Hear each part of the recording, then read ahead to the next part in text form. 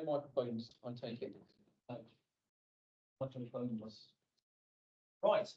Good morning and welcome to this meeting of the Strategic Policing and Crime Board on Tuesday, 26th of March 2024 at 10 a.m. My name is Simon Foster. I'm the West Midlands Police and Crime Commissioner. And I'm joined or will be joined this morning by the Chief Constable, Deputy Chief Constable, police officers and staff representatives from the Office of the Police and Crime Commissioner and members of the Central Co-op Group. And you are very welcome. We have, as ever, times attached to the agenda items, and I'll be having regard to these in the interests of an effective and efficient meeting and to ensure that we complete the meeting within the allocated time. As ever, if during the course of the meeting, board members want to contribute at appropriate times, then please raise your hand and I'll bring you into the meeting as soon as I am able to do so. We have, for the second month running, departed from the usual agenda format for this meeting in order to accommodate the Chief Constable, who has to leave us at 11 a.m. Agenda item 1 is apologies and PCC update. We do not have any apologies that have been provided prior to the meeting, as far as I'm aware, save for Jonathan Jardine, Chief Executive of the Office of the Police and Crime Commissioner. Are there any other apologies to be provided this morning? I don't see any indication, so we will record those apologies for the notes of the meeting. My Police and Crime Commissioner update is as follows. On the 22nd of March, the Court of Appeal dismissed an appeal by the Home Secretary. In doing so, the court has upheld a previous judgment of the High Court that determined that the Home Secretary acted unlawfully and had quashed the decision dated 6th of February 2024 to approve the takeover of PCC powers by the Mayor of the West Midlands. The court determined that the 11th hour, last-minute, panic-driven public consultation launched by the Home Secretary was unlawful. The judgment of the court confirms the Mayor will not now be able to proceed with his hostile takeover of Police and Crime Commissioner powers, and there will be a PCC election on the 2nd of May 2024.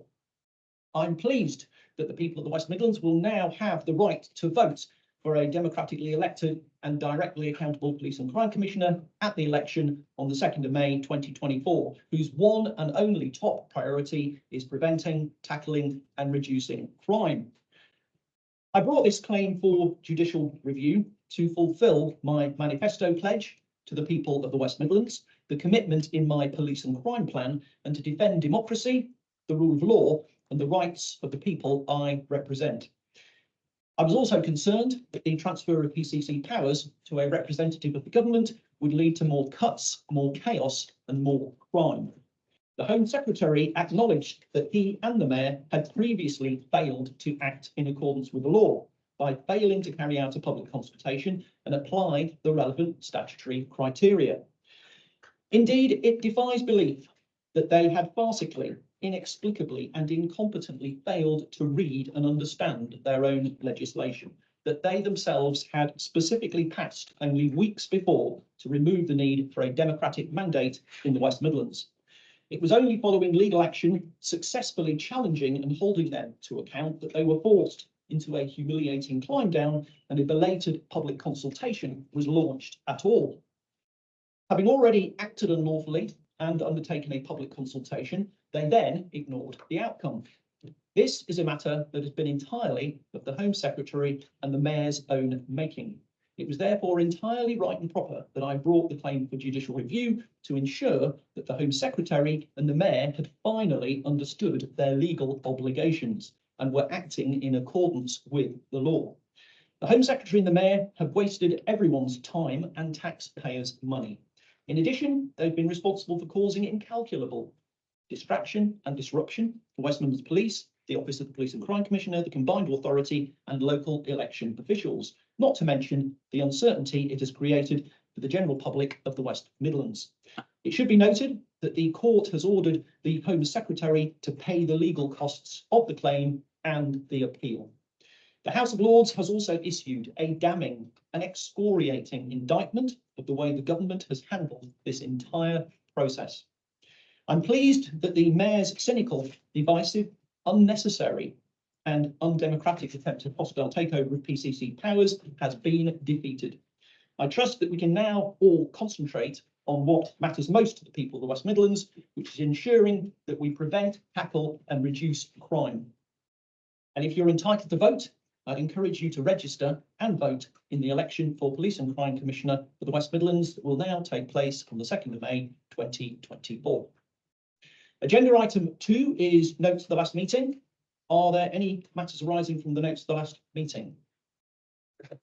Don't see anybody indicating. If not, then they are agreed. Agenda item 3, questions from members of the public.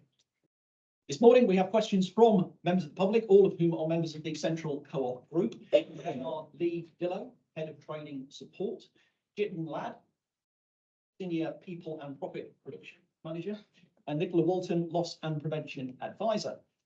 And I believe that we have 3 questions, and each of you will ask a question in turn, and I understand that first up will be Lee. So, Lee, if you could please kindly ask your question of the Chief Constable. Thank you, Simon. So yes, Greg. So what is the West Midlands Police doing to address the issue of organised shop theft and retail crime, including associated violence and threats towards our colleagues? Well, our approach is quite comprehensive, and it's fundamentally improved with the reallocation of resources which were in place last April. So we are a much more local policing force than we were previously. So there's now much more people who are employed by the police who actually investigate and respond to incidents. So first and foremost is the indications on the back of that, our outcomes are up, our arrests are up quite significantly. I think year to date we're up about 36% of our outcomes. Court processes, cautions, restorative justice, etc., are all heading in the right direction and have virtually quadrupled. So with regards to our approach to retail theft, clearly for us it's a local priority. We have spots across each of the LPAs. Those spots obviously put in different amounts of intelligence with regards to local profiles. They're actioned on a local basis. And then on top of that, our approach very much is from a response perspective. If there is violence offered, we will get there on Treble 9. Response times on Treble 9 are around 11 minutes on average. And our response times to a prompt call for service, so say shoplifter detained, there has been some threats, but there's no immediate violence. We tend to get to those calls just under an hour. And in terms of how that's changed, the 999 call response, we've reduced by about 5 minutes, and the 101 calls that get transferred into a grade 2 response, so we need to be there within an hour. We've shaved off an hour off our average response. So, 1, we take it seriously. Number 2, there's more resources. Number 3, there's more arrests. But number 4, you know and I know, responsibility for sentencing and then offender support lies with both the magistrates and station service.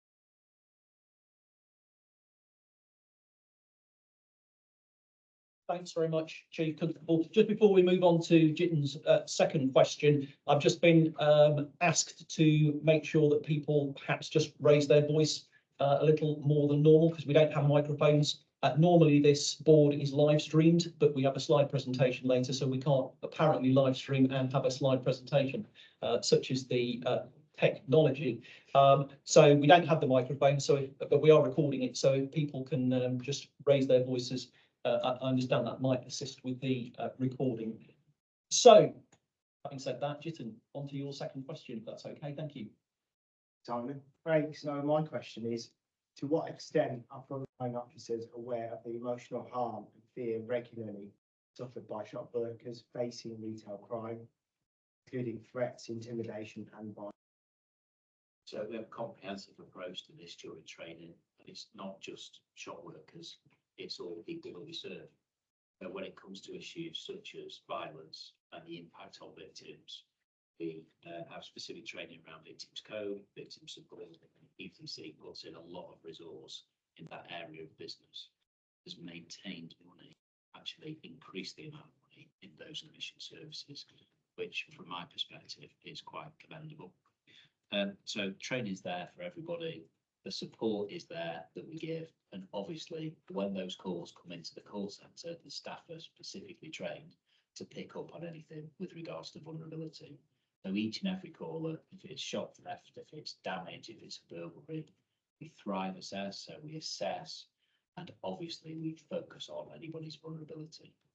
And if somebody is particularly vulnerable, so let's say it's a lone shop worker and it's late at night, then that would get a different sort of response to somebody in a supermarket where there's, 150 people working.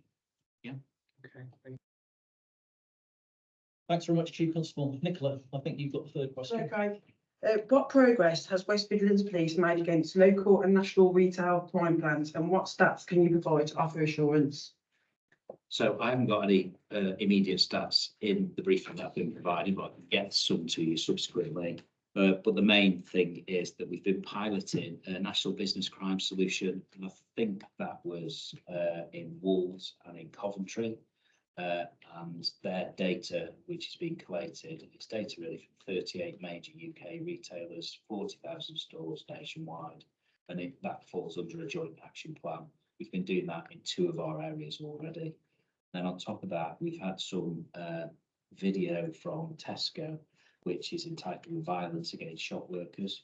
We went to a roundtable event. I think we've borrowed that, and our business crime Spoks are sort of rolling out that to frontline officers as part of their training. So I think those 2 things I can point to. And then on top of that, I think the main thing to sort of reassure you with is that despite the fact that we are not responsible for the outcome, because that's not our job, we are committed to making sure that we try and get to offences quickly where there is violence involved. So would you sort of allow me, so I've listened to those 3 questions. I'm very interested in shoplifting. So you work for the co-op from your own perspective, in particular with regards to sort of store detectives and security in shops, has that been an increasing trend? Have you put more people into that of recent time? And have you got some top cover to keep that people investment in place? Absolutely. I mean, in terms of year on year, our investment around security in our stores increases exponentially year on year. The thing at this, particularly being a co-op, very people focused, eccentric. So our people are our biggest asset and our biggest focus. So we need to invest in that space.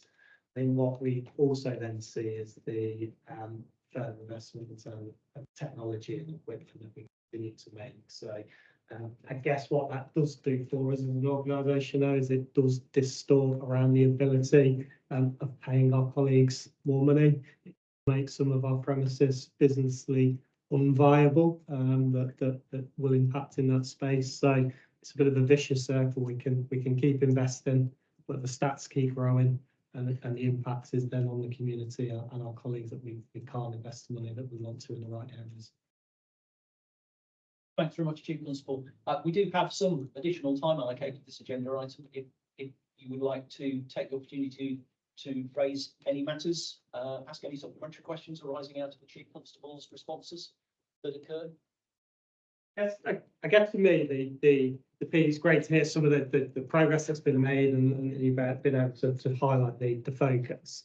I guess what's next? So we're seeing across nationally where sort of crime action groups, forums are being set up, and so what's next on your agenda in terms of trying to drive retail crime in the right way? So I think from my perspective, it's making sure that along with partners, sort of put the message out there that prevention is always better than cure. So whilst I'm not drawing any distinct references from the fact that we've never had so many food banks and they've never been so busy, I just think it is important as a partnership, the prevention side as well as the enforcement side of things, because I think there's lots of merit in investing in that.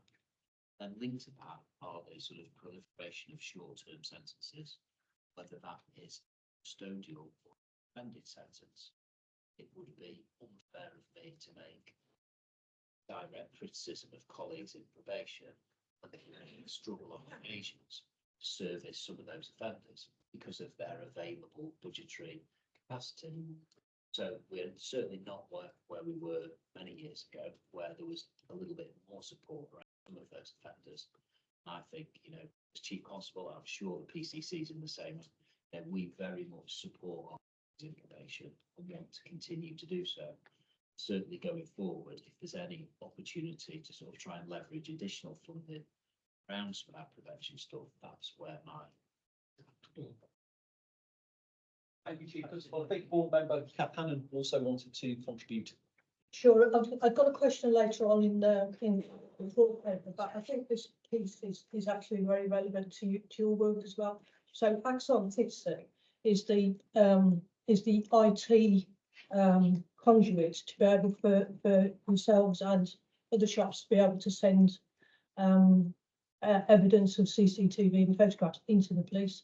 And I think it would be really useful for you to understand how effective that is within your workspace, but also how effective it is at the other end of policing, and whether that kind of line of communication is unblocked, and that the evidence that's there is quickly responded to by the officers. So I think that would be worth exploring, not now, because I know you haven't got the details for it, but you know, some feedback on that I think would be really helpful.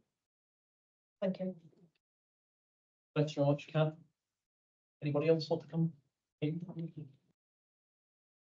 Yeah, sure. Okay.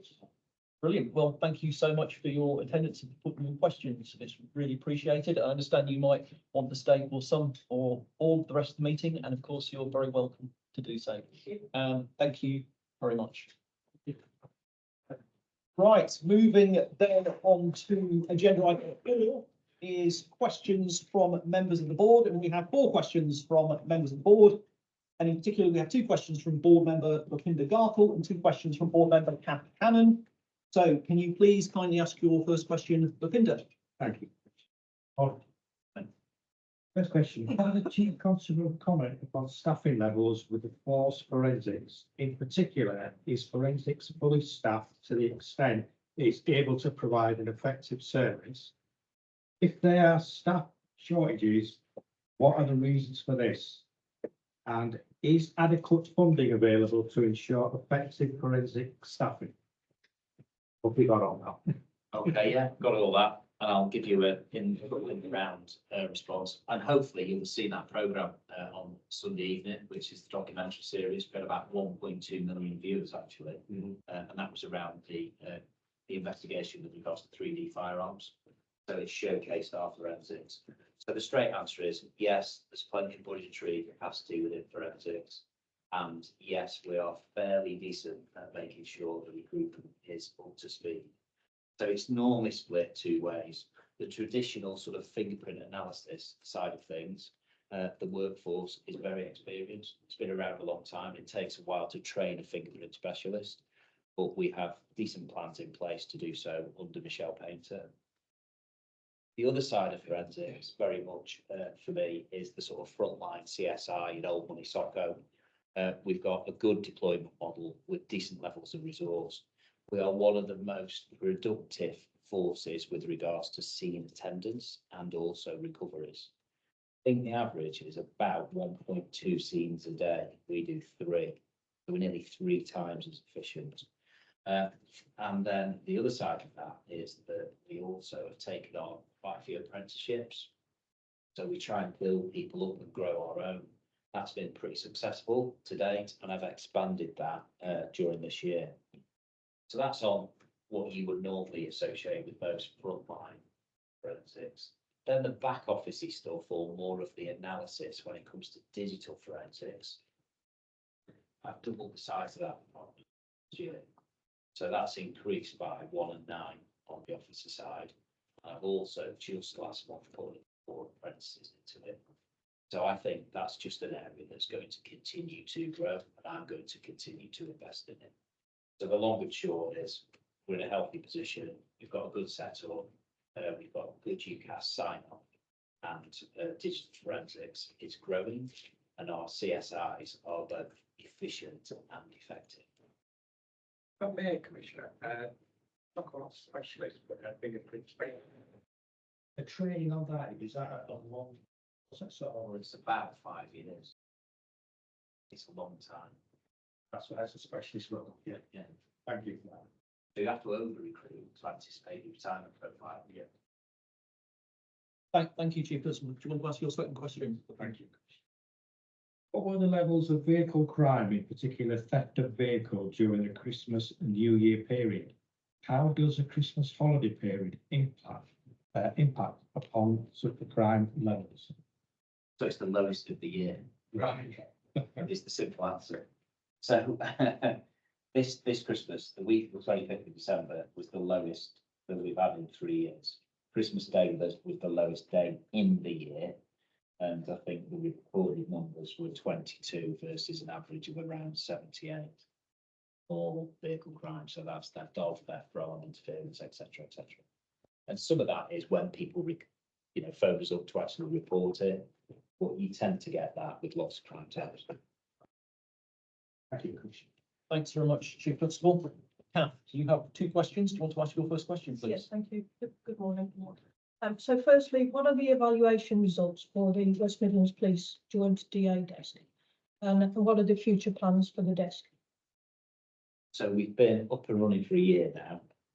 And that's where we live transfer the calls. And what we've managed to do during the last year, we started off with 21 cops and some staff, and we've increased that to 54. Those staff arrived during August and September. Log numbers, we did have an average of 445 last June, and in January we had 1,055. So we've sort of almost doubled it a bit more. We roughly take about 62% of all the P3 DA calls for service now via that method. We tend to also get lots of better evidence captured. The DARA process seems to be much better. We run at about 87% through that method. And then when we capture best evidence through statements, we're roughly averaging about 88, 90%, which is really good. And then victim satisfaction, we have a sort of radar service. We're running at 91% with a sort of 5-star service out of 5, which is really pleasing. A couple of 3 days a week, Birmingham Solihull Women's Aid does work on the desk as well. So we have an opportunity for some direct referrals, which is really quite pleasing. College Policing are doing a research project to come and have a look at us. I think we'll be the first one. And also, I think the Home Office have put a little bit of cash in for an evaluation, which Birmingham University are doing too. So overall, it's gone down really well. It's positive. Victim feedback is better and evidential capture is better. So I'm going to be continuing to invest in it. And I look forward to the results of the analysis next year. When you say continue to invest, is this going to be an ongoing timescale? Well, yeah, because at the moment, as I said to you, around those percentages, I deal with about 62% of all the P3 DA calls for service. Well, I'd like to try and push that up really, because we're getting better outcomes from using it. But clearly, that's a resourcing issue that we'll have to go and just take a bit of a look at. Well, if I can just give you feedback from the services, the third sector services, and so organisation who work with it, they see it as a fantastic resource, both for themselves in that interaction with policing and educating officers and staff, but also for that victim satisfaction and being able to reassure victims right at the start of that process. I think it's an invaluable resource that's been done. So my second question is... Just before you go on to that, Sure. Sorry, Charmaine, did you just want to have a quick follow-up? Oh, no, sorry. your question. Oh, this is your question. Okay, all right. Well, we'll perhaps come on to that. Sorry, Kath. No problem. So Give me. that's okay. The next question is through Operation Soteria, new operating models have been developed to transform rape investigations. What difference does Operation Soteria make for rape victims within the West Midlands? Are there sufficiently trained officers to respond to critical rape incidents and those not reported recently? What are the timescales to train staff to comply with Operation Soteria recommendations? And how has the rape victim impact assessment tool been embedded? There's a lot of questions in there. I know. Right. It was a bit of a shotgun. So, personally, I feel that this is an area where we've made some significant progress. And obviously, when I've remodeled the force and rebalanced some of the resources, you can see that it's made a difference. So the outcome rates, the charge rates for rape have increased dramatically, probably doubled and a bit more. The early advice team that we've got in place is making a big difference, but that is, fair, due thanks where it's due to the CPS, and actually they've really stepped up. That's a good service that we've got, and that's helped us change some of the sort of longer term cultural approaches. And I think that's leading to us seeing more charges and less attrition. So I've also put in place a historic offences team at 1, 3 and 21. So that's more for the longer term, historic jobs. And that's clearly enabled a lot of resource to be focused on the here and now stuff that's reported today. So that's really gone down well. We've got a cold case review officer, and we've got a dedicated inspector in post for the early advice, which is, as I said, coming on trumps. We used to take about 5, we now take about 10 cases a week to that, which is good from my point of view. But a very much more of a suspect focused approach, and this, you can see this through the push that we've had on DA. So we now arrest about 40% of DA offenders, which is probably, I would say, nationally right up there. Yeah. We only used to arrest just under 30%. So a much more offender focused or suspect focused, I would say, approach that we've got. We've also got sexual assault victim advisor that works within PP, and we now have an NFA, no further action scrutiny panel, so we can review some of those cases where we feel that perhaps a little bit more could be done, or if there's any learning, etc. So the joint operational meetings are nicely embedded. The outcomes are getting better. The staffing headcount is as much as they've had in their history. So if I talk to the detective chief super who's just moved on to the ROCU, she would say, she's been here a long time, that there's never been so many people in public protection, which I think is testament to our investment and our, commitment to making sure we have big impact in this area. So when it comes to people being trained, etc., there's a national imperative around some of the training, which the College of Policing have been leading on. We'll have our estimate is 129 staff. They'll be trained by the 24th of April in line with that national plan. And then I think the last question that you asked was around this victim impact assessment REVA tool. So we've not done that. There's 3 or 4 forces that have been piloting that, and we're just awaiting the results of that evaluation before we consider whether to adopt it or not. Thank you. Just a couple of questions from there. The NFA scrutiny panel, does that have any representation from third-party organisations? If not, would that be considered? Yeah, ISBAs bring the cases, so it allows internal and external. So it's got representations of both officers, but also support workers as well. And obviously, the police and CPS are working very hard to expedite cases along the criminal justice system. However, one of the significant blockages is court delay times. Would you consider encouraging the courts to prioritise rape cases so that there's more freedom of movement to be able to unblock the system? Definitely, but there's a competition for resource over those precious slots to get people's cases on. And I understand that the judiciary are under some pressure when it comes to listings, particularly when it involves custody time limits for those that are on demand. And you'll know better than anyone that many of those cases of rape, particularly some of the historic cases, people are on bail rather than being on remand. They take a while to come to court. My own personal opinion is that the offences involving children, vulnerable victims, could really do with pushing up the system. But clearly, the system, the responsibility for that is a judicial function and a government function. And it wouldn't be right for me to comment on that as Chief Constable. I'm just giving you my personal view there. So that might be something to look at through the local criminal justice board, and maybe look at whether courts can be set aside to specifically deal with this. Because some victims are waiting 4 years or more before they get to court, despite all the work the police and the CPS are doing. Thank you very much. Yeah. Thanks very much, Cam. we're a little ahead of schedule as compared with normal. So Charmaine, I think you just wanted to ask one further question. So on this occasion, I think we can indulge that.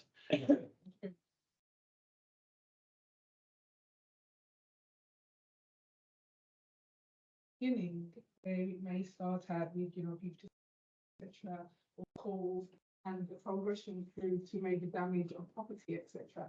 I just wanted clarity on what is the process when informing the police and what do the police do? And then also, is there a difference between men and women in this process? Right, so working backwards, no, there's no difference. It's all comers. It doesn't matter who it is that rings us. But the first priority is for yourself and anybody else to ring us, to make contact with us, because we work on looking back historically. So if you logged a call with us, we would look at that historic call in the context of the next call that somebody made. So harassment or stalking in particular involves a course of conduct. So it's usually more than one occasion. Yeah. So it's very important to make contact. Secondly, it's important to have a diary, and that's what we encourage people to have. It's what we would also, when it comes to things like antisocial behaviour, encourage people to have as well.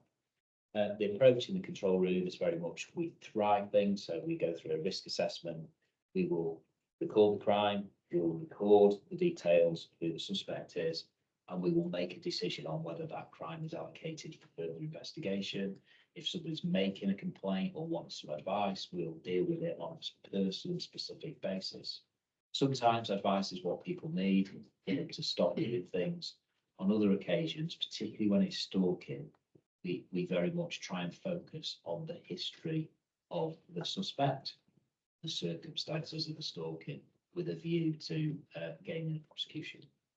So the main bit of advice is ring us, make sure you record it. We always record the details. We look back before we look forward as well. And stalking involves a course of conduct, but it doesn't matter if you're big, small, old or young, man or woman, just deal with it in the same way. It doesn't matter. So it can be a man on a woman, it can be a man on a man, and every denomination you. Has that been indulged? Email them. Just one further point to respond. We've recently done a deep dive through my performance day in relation to non-DA stalking. So DA stalking is often easier to deal with because we know both the victim and the suspect are.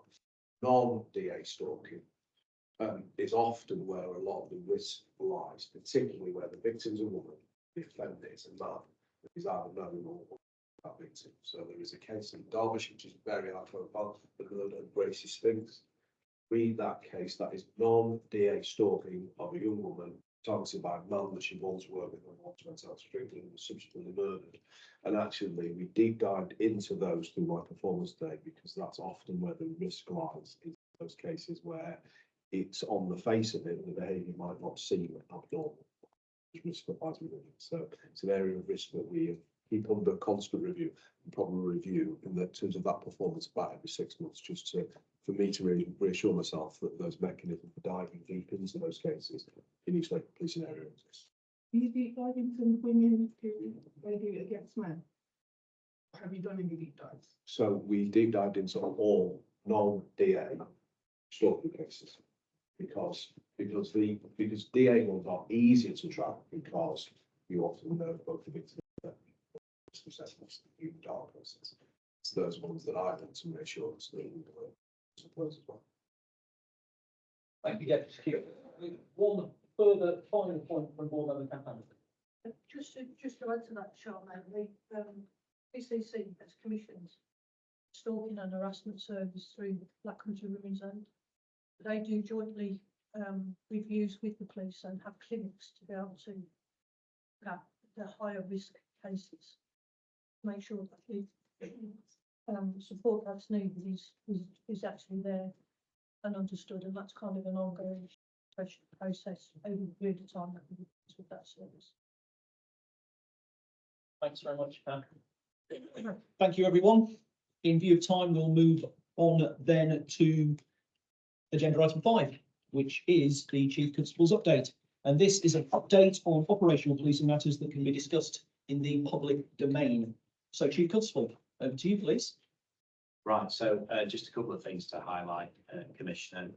First is this week, the verdict on the Cody Fisher murder, and full credit to the investigation team with regards to that. As you recall, that was Boxing Day, and it was a murder on the dance floor. Very promising young footballer whose life was tragically cut short. The investigation team, I think, did an absolutely tremendous job in bringing that towards the court process, and I'm looking forward to the sentencing outcome in due course. We've been particularly busy, and we've had a dedicated operation mainly around sort of Coventry Road area on the run up to the festivities of Ramadan, in particular street trading, vending and illegal parking. We've been doing that with Birmingham City Council trading standards, and today we've issued something like 500 odd fines for illegal parking, etc. We've really been trying to respond to that very local community need about disruption in their particular area. We've had some good feedback on the back of that. We've also made a couple of arrests in relation to offences that we've come across during that operation. So feedback has been good on that. We've been undertaking a number of visits to various mosques, iftar events. We held a large iftar event last week in Force with our police association. We're in the run up to event time as well, because we've got Pisaki coming up, and we've also got Easter coming up, and there'll be officers supporting those events as well going forward. Since my last update, I just want to pick out the dog unit, which is due a visit by the independent assessors that I think you yourself appoint with regards to checking on welfare, etc. They did a massive job at Crufts, big demonstration, lots of public engagement, lots of really good feedback, and I think it placed the West Mids in a very strong light. So that was the Crufts side of things. Last week and into this week, we've put some media out around a number of firearms recoveries that we've done proactively. I'm very pleased with the amount of firearms we're taking off the streets. And just to reference the work of our forensics department, helping us detect the individual that was manufacturing 3D firearms, I thought that was a brilliant piece of work.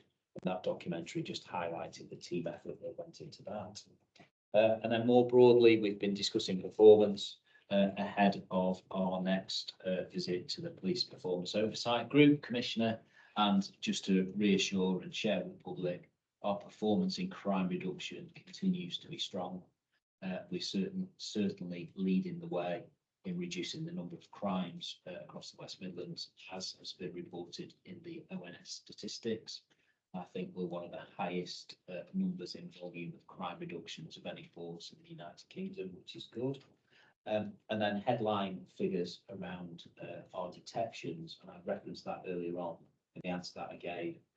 Very strong performance in robbery, burglary, and vehicle crime detections have been increasing as well. So all heading in the right direction from my perspective, and I intend to just observe that increase over time with the investment that's gone in. And then last point is recruitment. So recruitment's continued to be strong. I just referenced the apprentices. It's really important to get some younger people into the organisation, good opportunities for youngsters who are local to join West Midlands Police across all of our areas. We've got some good opportunities, decent schemes, decent pay, and I'm after local talent. And then when it comes to police officers, we've launched the new PCDA, so that's the Police Constable Degree Apprenticeship Scheme. That started with individuals on that. That is provided by Leeds Trinity, and it's administered and delivered by Newman University, who are a local provider, which I'm very pleased about. And just at the end of this month, we will be assessed on how many constables we have on our headcount as a result of the National Uplift target, and it will be around 8,084 or 8,086, or just a few extra on top of that, with a little bit of look this week. So performance heading in the right direction, recruitment strong, and we continue to make sure we've got good opportunities for people to join us. All different walks of life, particularly young people joining us on those apprenticeship schemes. That's it. Thank you very much, Chief Constable. Much appreciated. Agenda item 6 is preventing and reducing crime, acquisitive crime. And this agenda item is to be presented by Deputy Chief Constable Scott Green. As ever, Deputy Chief Constable, we're asking that your presentation please be kept to no more than about 5 minutes, on the basis that the board members will have had an opportunity to read the paper. It's available to members of the public, and so as to maximise the opportunity for discussion and questions. So if you could please kindly present your report. Thank you. Thank you, Commissioner. Just to give you some reassurance, the next speaker, Michelle Davis, is due at 11:20. Just chased up the last a bit earlier.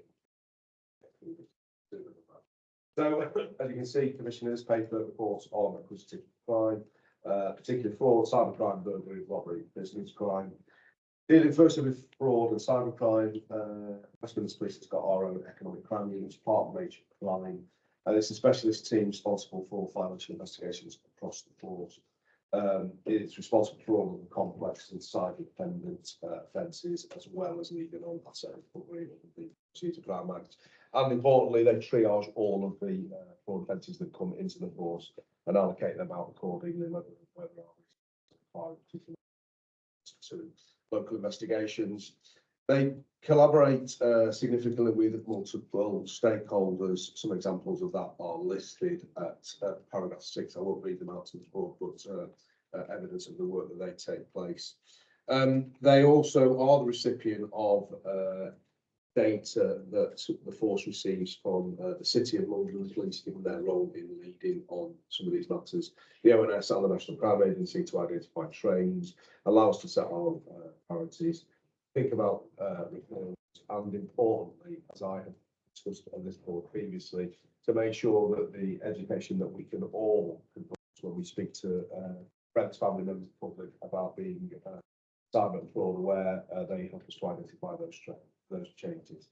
And the board has been updated previously as part of the new national fraud strategy. There's a development of a fraud and cyber crime reporting and analysis service, which has got no resourcing impact on us. We wait to see what the benefits are. We touched a little bit of business crime already in the earlier questions from the public. As you can see there, there were 53,000 crimes classed as business crime within the last calendar year, which is a 13% increase on the year previously. And shop theft makes up the majority of that, which is just over half. We have recently taken part in a national dip sample led by the National Retail Crime League to understand our overall compliance with the Retail Crime Action Plan. And the board will record in December, our Operation Advance in Birmingham had a specific focus on theft from shops, including arresting offenders and visits to lots of premises across the force. In terms of our compliance with the National Crime Recording Standards, our recent audits have shown that we are 92% and 94% compliant in relation to theft and robbery in shops. So we are satisfied with our recording, timely and accurate. As the Chief said earlier, all of the incidents involving shops and theft from shops subject to a crime risk assessment. And within the reporting period, all of those shop thefts graded as P1 we attended 99% of the time. With 99% we attended, and those graded as P2 we attended 95% of. We're currently doing a pilot in Wolverhampton, gathering information from retailers across the country to turn those into intelligence packages. And paragraphs 35 to 39 detail offending to recovery programme. Started in Erdington, pilot running in Birmingham at the moment. A small team with some funding from your office, Commissioner. That is under further evaluation. I'll move us on then to neighbourhood crime. I won't read all of the report, but just points out paragraph 43 sets out that the only one of those crime types that are currently classified as neighbourhood crime, which was predicting an increase, was robbery. When the report was written, it was 2.45% increase. As a result of the work that we've done within the last 4 or 5 months of the Operation Ruby, we will be very close to no increase in robbery this year. And as you can see, burglary has fallen by nearly 10%, theft of motor vehicle, a little bit, theft from motor vehicle, 20% fall, theft from person, 19% fall. And importantly, our outcome rate for burglary is 9.4% year to date, but we've had a number of months over 10% now, and robbery over 13%, again, over 20%. We remain an outlier for vehicle crime, but our reductions continue at pace. Importantly, vehicle cannibalism has fallen a lot. It will take probably another reporting period for us to come back within the bounds of national average, but we have stopped plateauing now. We've continued to decrease in both categories of vehicle crime. And Operation Vanguard, which we'll talk on later when we give an update on the engaged status, improving the quality, the totality of operations. And then the final section in this report is about the managing of offenders and suspects. We were at a position where we had probably over 10,000 outstanding suspects. We've reduced that to below 8,000. It has probably just crept up to slightly over 8,000, which is a position that the Chief and I are now comfortable with. 10,000 was too high. Below 8,000 felt like a new normality, but actually, in the areas where we've seen, so Wolverhampton's a good example, where their number of outstanding suspects crept up a little bit. Actually, they've got the highest outcome rate, they've got more arrests, crime is falling quicker. So actually, they're holding on to investigations a little bit longer. Suspects a little bit longer. Shoot all evidential lines. So probably less than 9,000 outstanding suspects feels about right. It shows that we are keeping those investigations open long enough to shoot all evidential lines, which is leading to the increase in outcomes. So I know you were in comments, Commissioner. Everybody's had a chance to read the report, so to answer any questions at all. Thank you very much, Deputy Chief Constable. I understand we have two questions from Assistant Police and Crime Commissioner Tom McNill. Tom. Thanks, Commissioner. The first one relates to fraud and cybercrime. And I guess there's not an easy answer to this one, so I'm just interested in what your thoughts are about how to explore it. We've obviously got a lot of family hubs and community centres that work with all sorts of different demographics that can be vulnerable to cyber attacks. And obviously Westminster Police don't have the resource to be going and delivering training in all of those places in so many locations. So I'm just interested in what kind of partnerships you have explored or you're interested in exploring with the third sector to really get that education level up to help people spot the many different ways they're being targeted by scammers. I think you're right. It's not sort of a straightforward thing because we are all bodies, organisations. We're all open to being cyber attacked at any point. Via our, as I said earlier, our economic crime unit are the best people to spot those trends because they get all the data that comes in from the City of London, from the NCA, from others. And they have a small capacity to do some outreach work. If any members of the board want us to try and reach out to those organisations to support, we'll be very open to do so. The National Crime Agency and the National Cyber Centre have significant resources online, which we refer everybody to. But ultimately, we guess we'd ask for three things. One is for those organisations to be as aware and informed as they can be, which comes from a lot of that literature that's particularly available through the National Cyber Centre. The second thing is to report things to us. Now, we might not necessarily be the right people to deal with it because we're a geographic police force and some of those offences might be committed from overseas. Although the first thing is for them to be really, really vigilant because it is hard. My own phone this morning told me that one of my passwords for something or other had been compromised on something, which at some point I'll look to do. And these things are affectable. And the final thing I will say, because I say every time this question comes up, is for any of us that get a text message that appears a scam, please forward it to 7726, which is the National Crime Agency's service that takes it down. So we're open to do any of it. Probably the right resource initially for those organisations would be by their local neighbourhood policing team that can bring along the literature and the knowledge that exists within our own economic crime. Those are resources that are online. Open to supporting anybody possible. any of those organisations to be cyber attacked, to be vulnerable, to lose money, to lose reputations and so on. Yeah, thanks for that. I'll definitely take it. I think there's an opportunity there actually and train the trainer, isn't there? Using the expertise you've got here to make the people who are really responsible for a whole range of different education programs in family hubs in a coordinated way, be able to cascade that. So I will follow up on that, trying to find a few people that have big networks to cascade that. So thanks for that. My second question, it's got a couple of sub questions in it, but I'll try and ask them at the same time. It's about the retail crime stuff again, which we'll give a comprehensive answer on. Just probing a little bit on a couple of those bits. Now, the name escapes me, but one of WMP's senior colleagues has been working really closely with us with some retail crime roundtables, with lots of retailers. And now we really tried to say, yes, there might be stuff WMP can do, but also stuff retailers can do, and some stuff we can only do together. And the questions that keep coming up or discussions is around there being certain offenders who are well known to the community and repeat offending. And I gather that very often the police will link those different events together to kind of put a package together, you know, in terms of prosecution, but it's not just for one offence. But I gather that's not always happening. And so I know there's been commitment to WMP to improve that.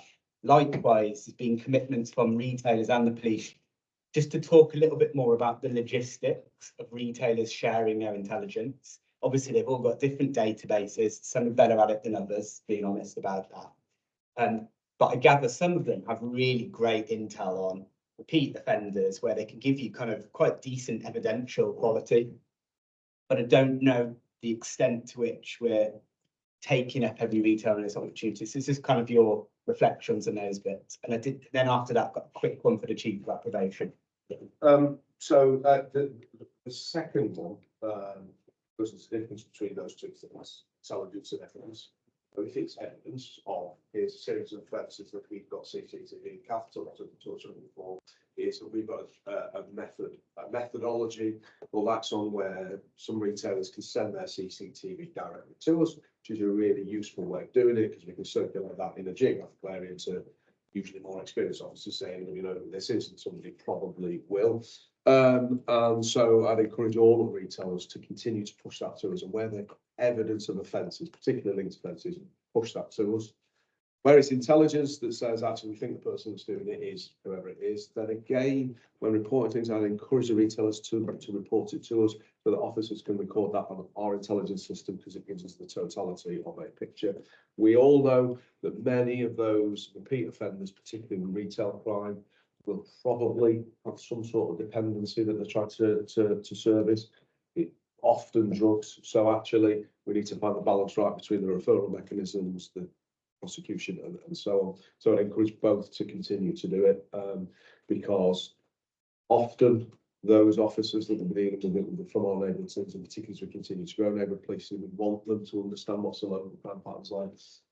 The second thing then, in terms of the repeat offenders and where we've got a number of offenders, you're right, one of the pillars of Operation Vanguard, which is about improving the totality of quality investigations across the force, is an expectation that for all repeat offenders, whether it's a retail crime or any other crime type, that actually the worst service that we can give to the victims of those offences and also to the suspects is they get arrested on a Tuesday by one officer, and 3 days later they get arrested by another officer, and then 4 days later by another officer for offences that we knew about at the time.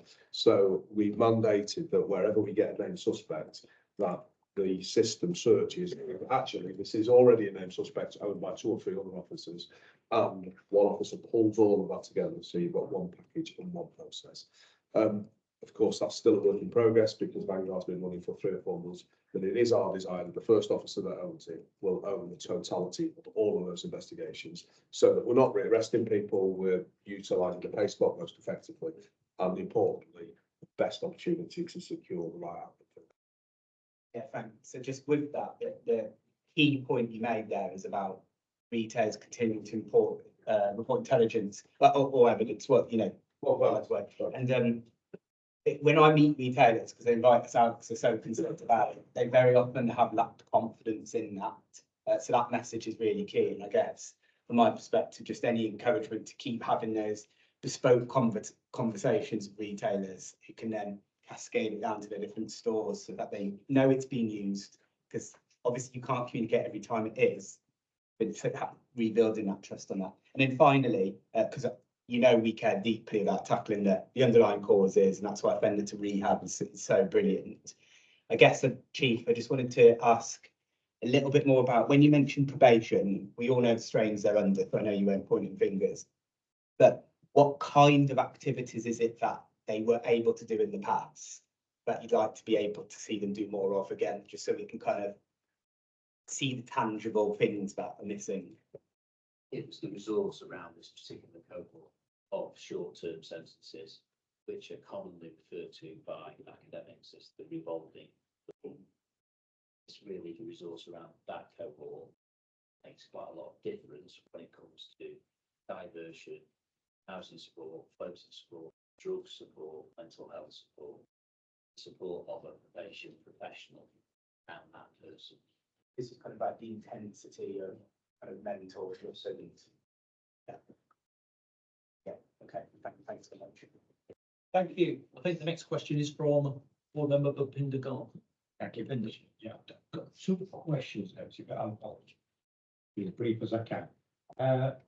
Paragraph 5, all fraud investigations triaged by BCU. Have you got something in place for people who English isn't their first language, and obviously it may be a bit difficult to understand what they're trying to explain, what they're trying to say?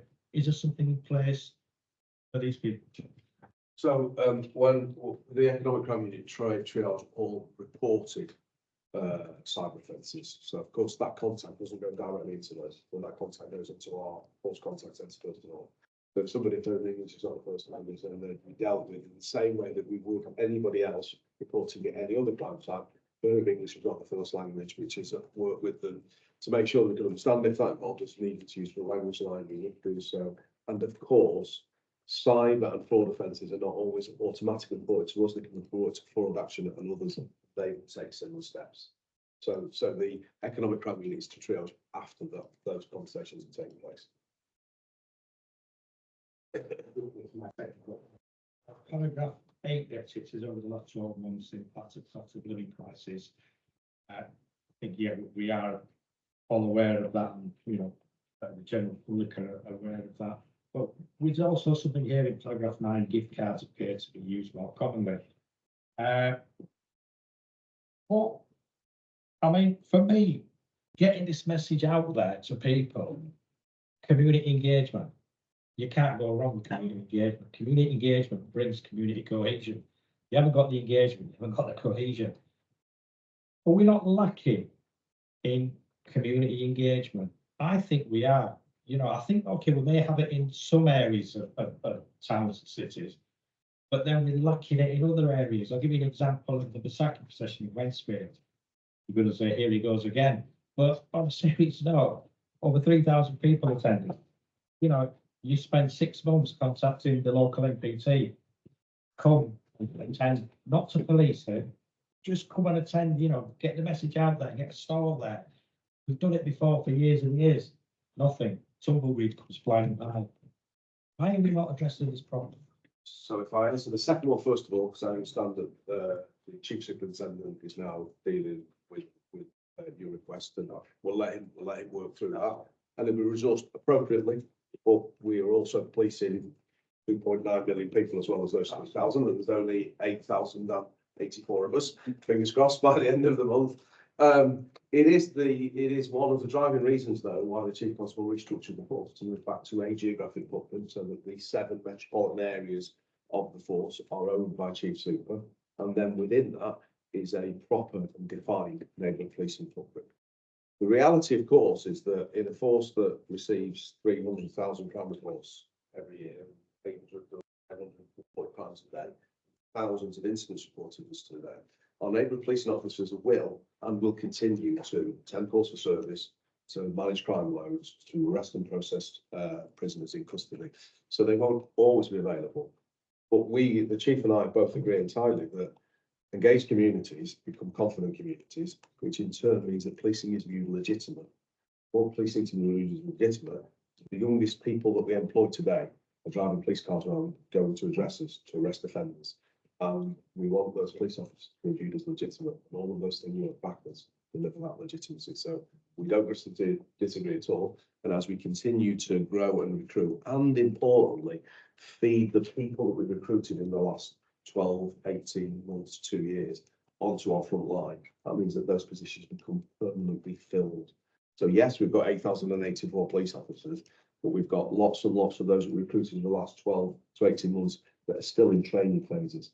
As the force continues to grow and that uplift continues to cement on the front line, that allows us to expand our mega police officer communities.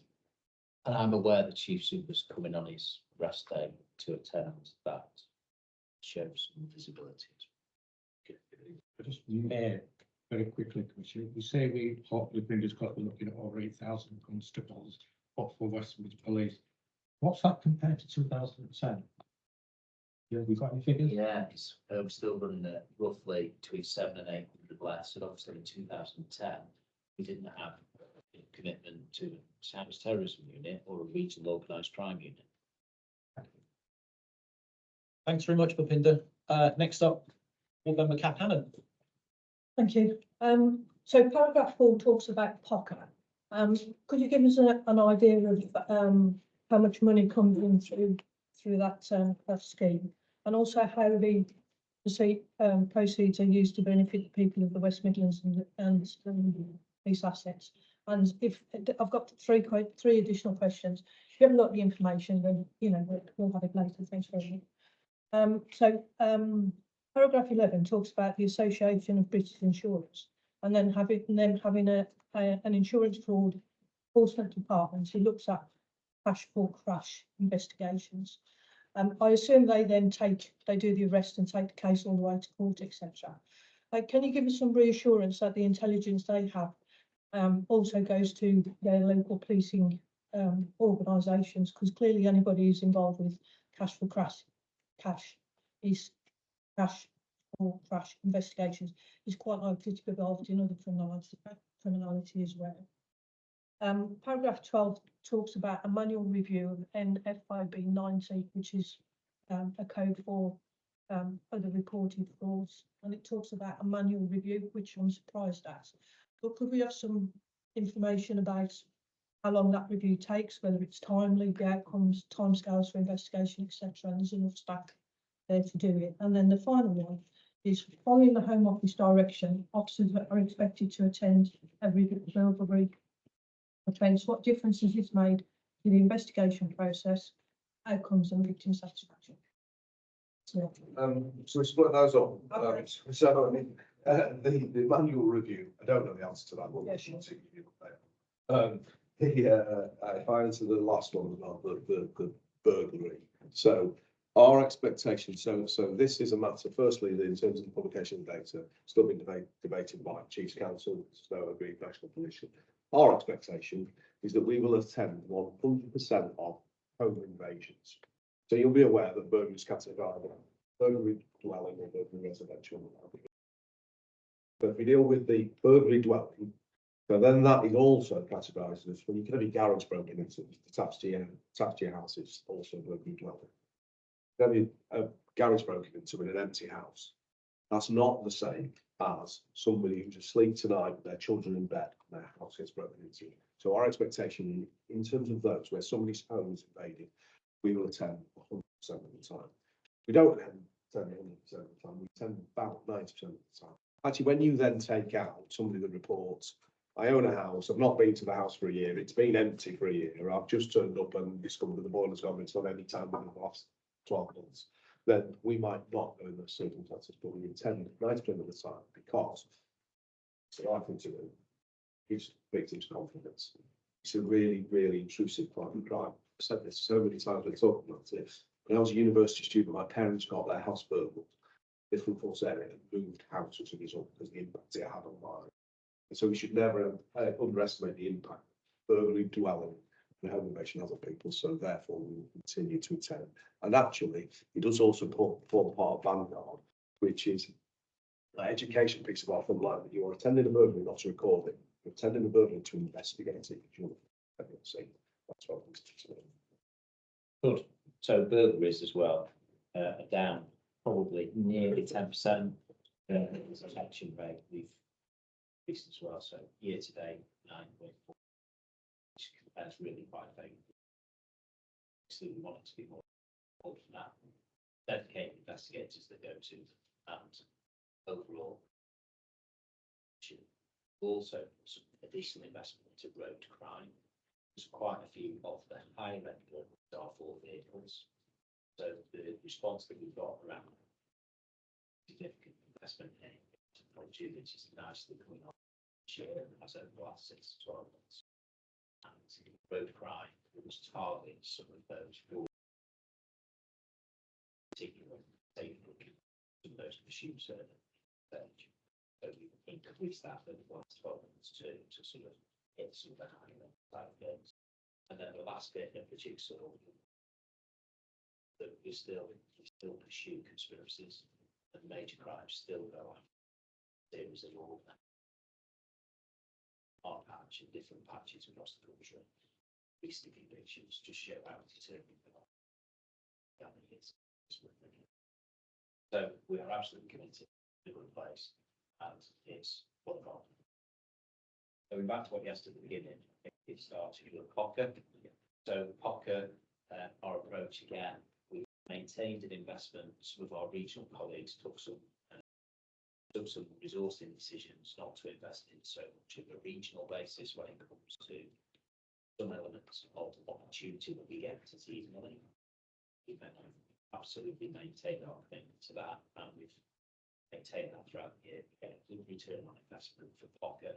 That's civil forfeitures, and the way that POCA funding works very much the commissioner takes a very strong decision that those monies stay in West Mids, that those are given in terms of additional kit, equipment, investor save, community grants, and trying to make sure that the cash is used for the benefit of the people in the West Mids.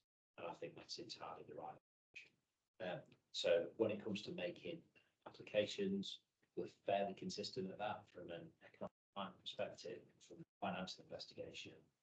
Whenever we do one of those big conspiracies, you know, if they've got car, house, watch, try and have it and use that process accordingly. So that's our approach when it comes to POCA. And I think you asked one around yeah.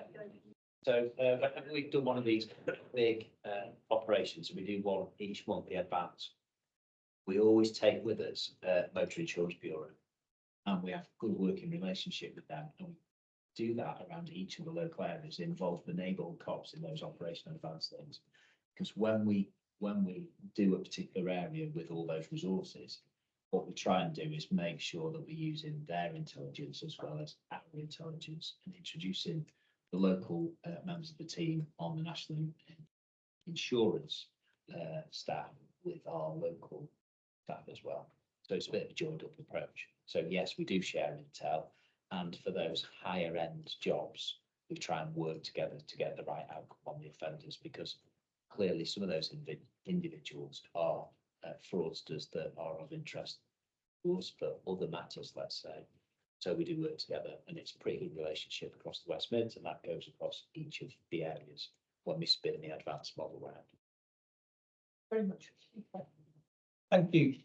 I just have a few questions in the time we still have available on this agenda item. So starting with paragraph 6C, I noticed that that's on page 2.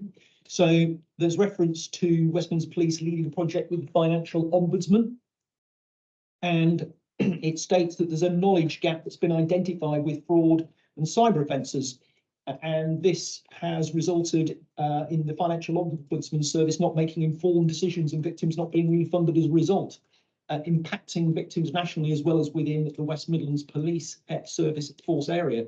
I just wondered if you were aware of what that particular issue is that is being identified there.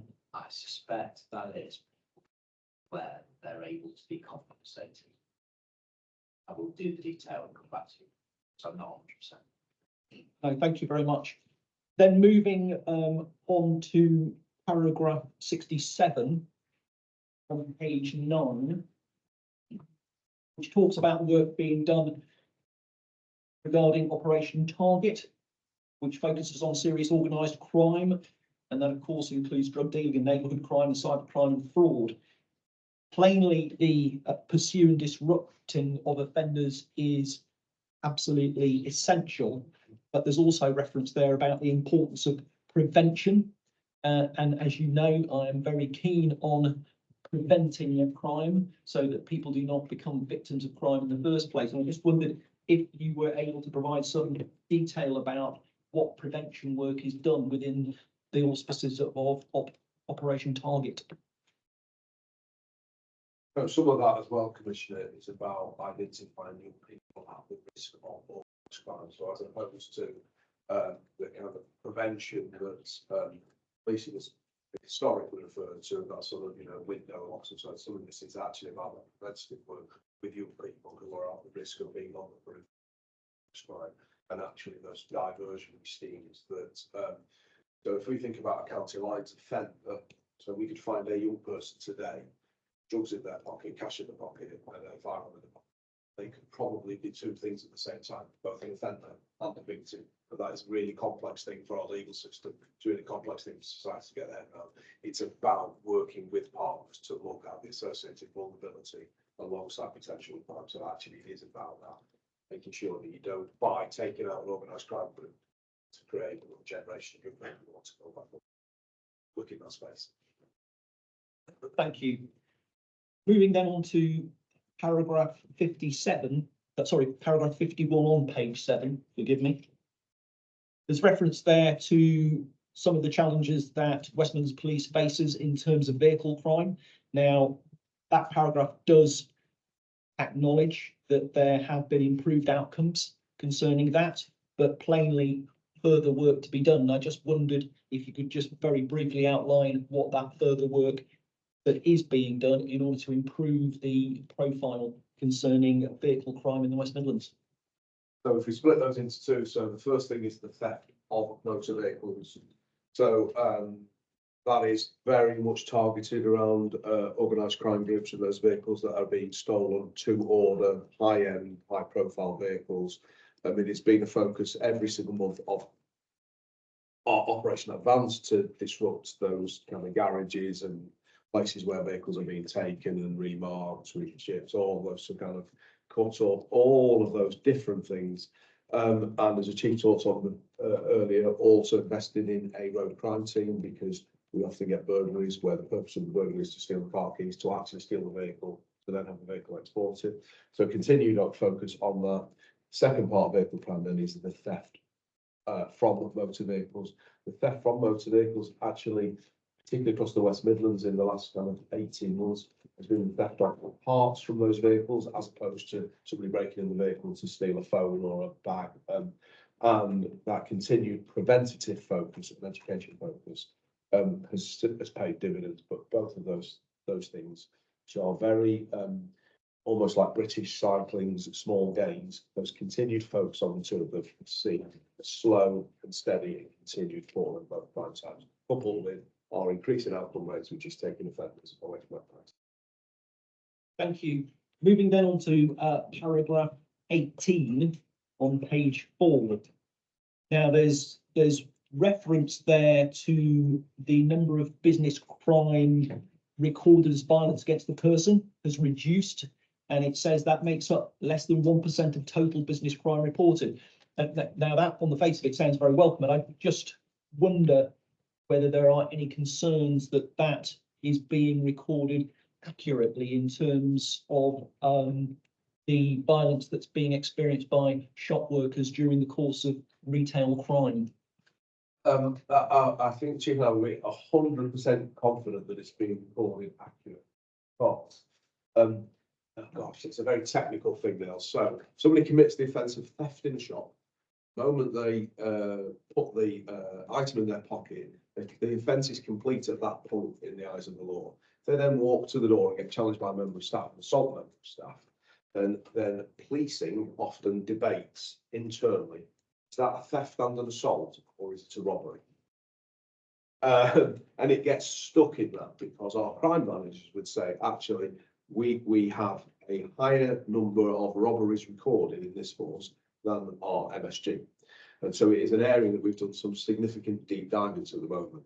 And then we will be into the interpretation of the National Crime Recording Standards. So I guess the point that I'm absolutely confident in is all those offences will either be recorded as a theft and an assault or a robbery. The robbery, of course, includes the offence of violence or the threat of violence. So there's an interpretation in relation to the way that we recorded, which is for us internally to worry about. But if we look, I think it's in the same section that are where there was offence of violence, our audit showed that we were 92% accurate, which in terms of an HMIC grading for National Crime Recording Standards puts us in outstanding. So we regularly dip sample those crime types, particularly the ones where forces are often at risk of either under or over recording. We do a regular audit of it, so I'm confident that they are recorded accurately and debated about which is the right one to record. Thank you very much. And then in view of time, just finally from me, on paragraph 8 on page 3, which just talks about over the last 12 months, the impact of the cost of living crisis appears to have had the biggest impact due to people making riskier decisions.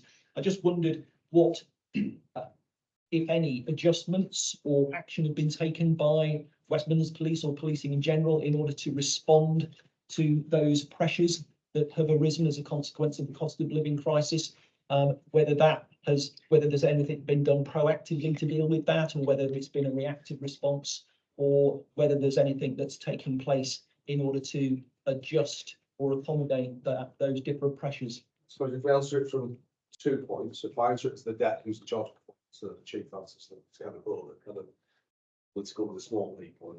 So in terms of the performance of the force, then our response has been the same, which is to understand that in some of those particularly acquisitive crime types, we have seen an increase. So we've seen an increase in street robbery, some of which could be attributed to the point that paragraph makes. Similarly, we've seen an increase in theft from shops of about 13%.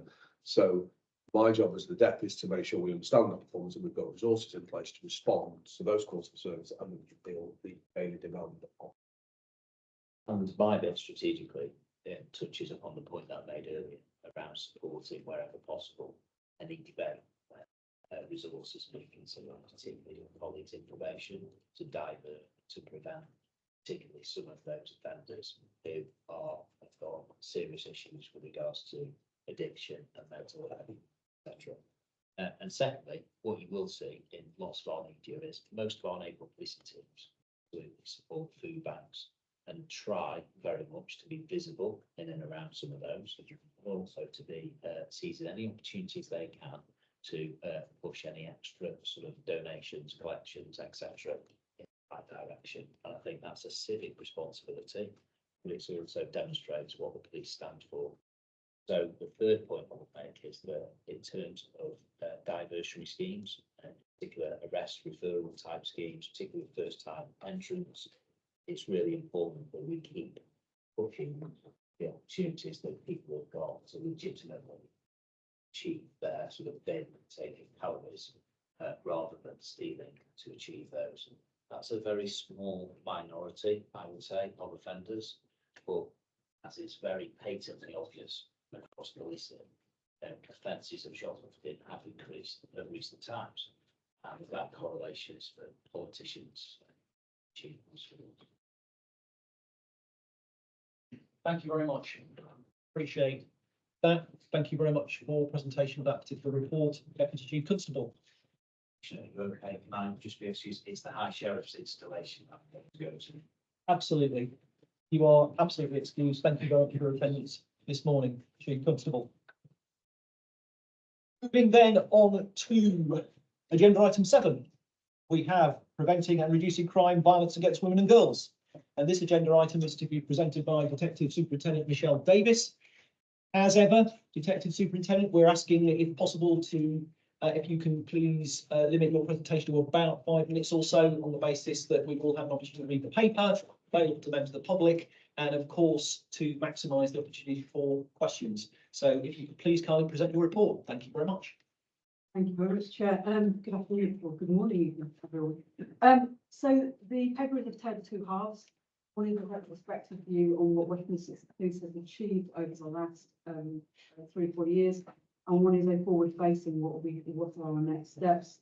So the current Westminster Police Force strategy covers the period of 2021 to 2024.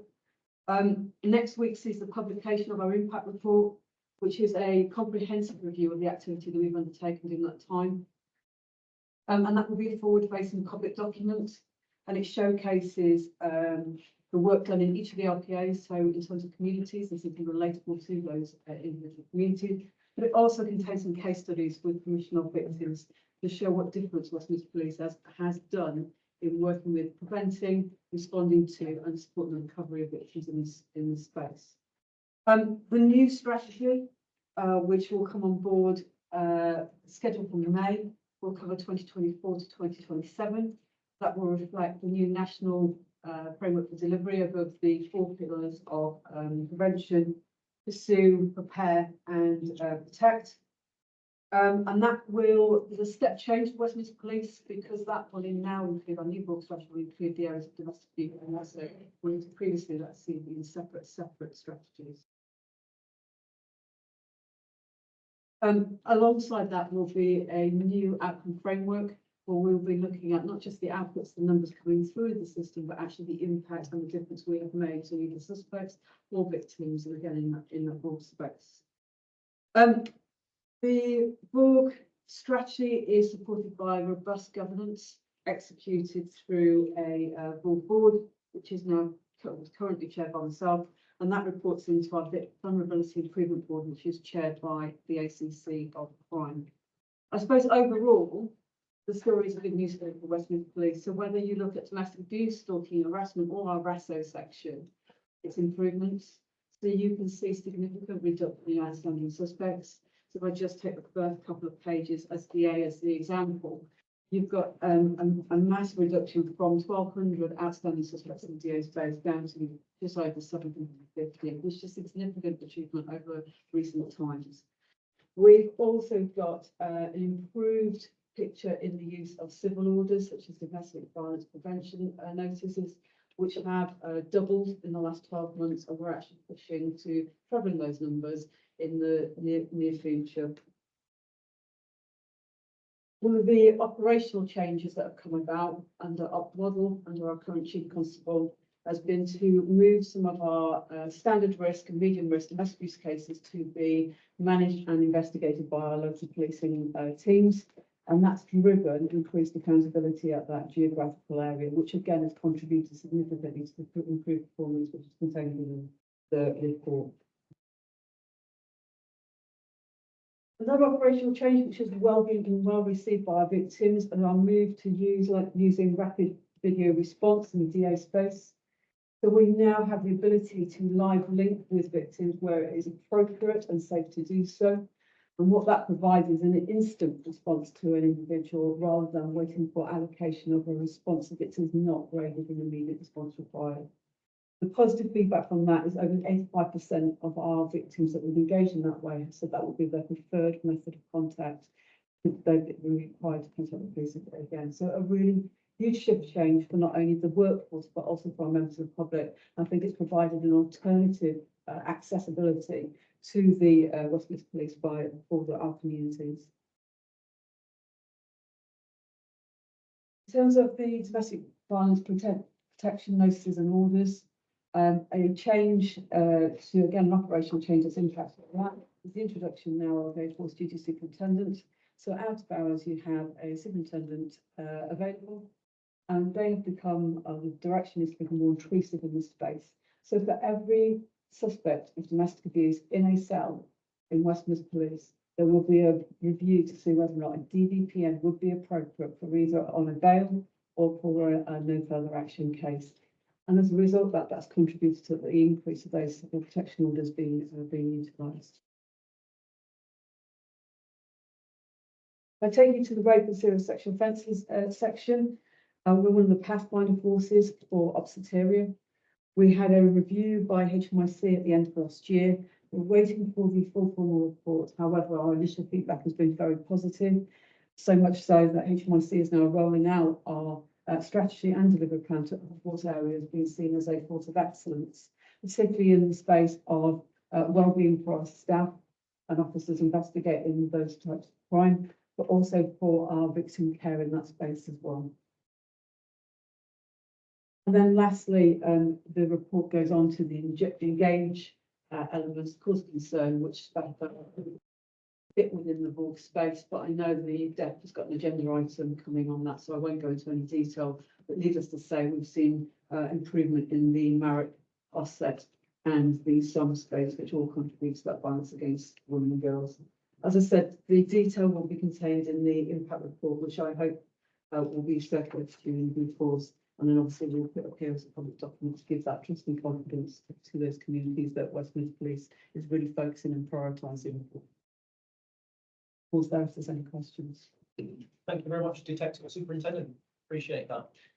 Right, I think we have the first question from Assistant Policeman High Commissioner Tom McNeil, and then Board Member Kath Hanna.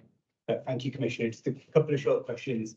First one's just a comment. I'm really pleased to hear about that impact report that's coming. That's great news. I hadn't appreciated that was coming. And I guess my only point there is just get stakeholders involved in how to make that accessible. We will obviously read it in great detail. It's quite hard to get that depth of information communicated. So anything that helps advise on how to do that would be really good, I think. And going to my questions, this is quite a niche specific on this, but we had a conference some months ago now, led by the PCC, but really well supported by WMP, about some of the evidence around really systemic domestic abuse leading to suicide and its relationship with other domestic homicide reviews, some of the commonalities there. Now, at that, some WMP representatives talked in quite some detail about digital forensics tools that have been really, really powerful for some of the more serious cases around sexual violence and other things to bring perpetrators to justice. And it was suggested there that there could be opportunities actually to use some of those digital forensics tools for lower level offences without it necessarily creating a huge resource barrier. I think the reason that might not happen to date is not because it's a bad idea, but because just focused on using them effectively and learning to really maximise them. So the question is there any possibilities of using that to support with things like the challenge in coercive control investigations before they escalate later on? Yeah, I'll answer. So yes, is the answer. And as part of the work that Michelle's leading for us, particularly around vulnerability, but also part of the totality of the forces work around vandal, we do want to see officers using all reasonable lines of inquiry and understand the seriousness of some of those offence types that you refer to, coercive control. That is, of course, balanced with there isn't only so much finite capacity in the digital forensic space, and I don't mean the West Midlands, I mean in UK law enforcement. So at this moment in time, our work in digital forensics is supplemented by some outsourcing that we do to an accredited private supplier. But of course, there's only a finite number of those as well. So it's a kind of yes, but I suppose it's the answer. Yes, we'll encourage people to do it. There's a triage function that exists within there. There's a number of kiosks that can tell you things on the devices. But actually, they're better for looking at are there indecent or unlawful images on a device, as opposed to is there evidence of maybe text messaging or social media profile and so on. So really what we need to continue to do as part of this work is have our officers being informed. So actually they can make a really specific request for digital forensics to say, I don't want full device triaging, but I want to know is the following on there. Continue to encourage people to do that. That gives that case the best chance of getting through that gateway into a resource for which we all need to be realistic there is a fine. We're not unique in this as a digital forensic backlog in every force in the country because there's only so much accredited. Yeah. I just remember, yeah, the takeaway from it was just not like so many complicated crimes or even non-complicated ones, just that story of escalation and things that you know, were frequent, so they could be seen, but they were lower level and understandably wouldn't necessarily reach the same thresholds for police intervention. And it's just seemed that does tech offer that solution of nipping things in the bud, like the stalking programme does. So I guess your answer is yes, it is being taken seriously and weighed up against balances, and I guess we'll return to that in a bit. And which is my final point on it is, and actually the book, we didn't discuss this earlier, we talked about fraud, cyber. But so many offences now are also cyber enabled. So as I sit here today, I've got 2 phones, an Apple Watch. I've got 4 computers with me today. And any offence that I commit today could also be cyber enabled. So there is so much digital forensic evidence that's available. We have to think about the finite capacity. But the important bit is that we pursue it based on risk type, not on offending type. And so the point you make there is the important bit of the coercion control offences is that we spot the risk. If that takes up the priority, as opposed to say, well, it's this crime, so it doesn't qualify. Yeah, it could, I guess, trying to think how we could contribute usefully to this. I suppose APCC's office could help maybe convene designers of, you know, future tech. Be like, here's some of the problems we've got resourcing wise. It's just not plausible, but yet we could see value. Have you actually developed anything that would help? And it's just to stimulate their thinking as well. You know, thanks for that. The other question was WMP's engagement with the NPCC, specifically around, and I know this is a partnership response, by the way, the thing I'm about to talk about. What does the NPCC have a view on domestic abuse perpetrator programs and what excellent looks like and what ideally they'd like to see more investment in, the kinds of things? Probably is the answer. But the NPCC is not really a thing. So we're all volunteers. So if you were we're in a different force area now, and you were in your sense of the deputy in that force area, does the NPCC have a view on alcohol and licensing? They'd have to ring me because I'm the national lead. Yeah. So the national lead for DA is Assistant Commissioner Louisa Rolfe, once the DEP here. Yeah. And whether or not that exists, I don't know. We could go find out. I think the important bit is that we collectively, so us, the OPCC, third sector organisations, we designed that together because we want a perpetrator programme that's fit for us and our communities and our victims, as opposed to sometimes it's not always a good thing if the NPCC has a collective view. No. We need to find the right thing for us and our I guess community. the subtext of what I'm saying is, because I mean, I completely agree that, you know, they need to locally tailor, particularly with how diverse our communities are and some of those different things. But this seems like something where there's huge fragmentation across the country. You've got some areas that are proud of what they're doing and think it's best practice, others stepping into the water. Here, I would say, generally speaking, there's a bit more suspicion about them and their effectiveness and what they should look like. And so it's what is WMP doing to really get that landscape view of where people are seeing best practice nationally? So that, I mean, that won't solve the problem quickly. It doesn't mean there's not loads of local tailored work, but I struggle to kind of get that view. So, as the deputy said, so the NPCC does have the National Framework for Delivery, and included in that, as you would expect, is perpetrator management.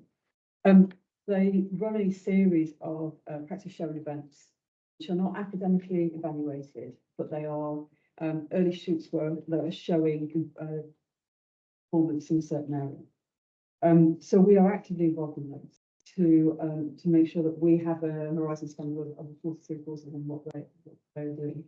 And we're also entering into a relationship with one of the academic facilities to do exactly that.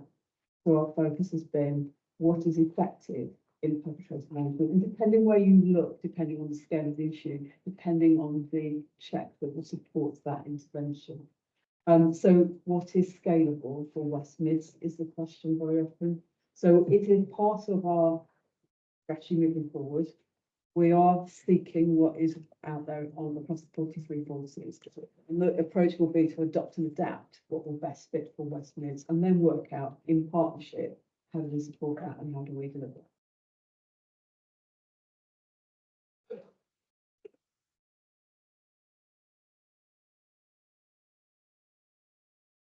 So before I ask any questions, Firstly, I'd like to thank you for bringing your leadership skills, clarity and energy to such a challenging portfolio.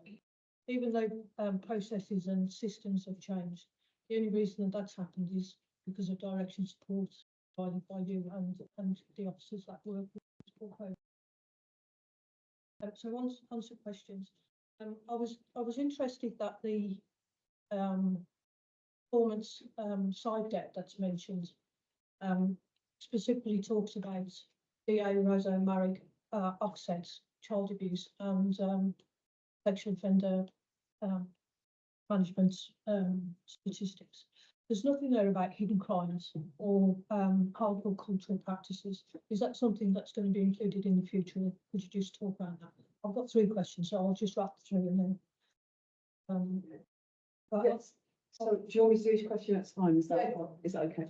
So the ones that the thematics that you talk about there sit within our service improvement plan for public protection. So that's the performance pack that we discuss. Historically, Westminster Police separated out a number of strands. They went early with their strategy before the national strategy came out.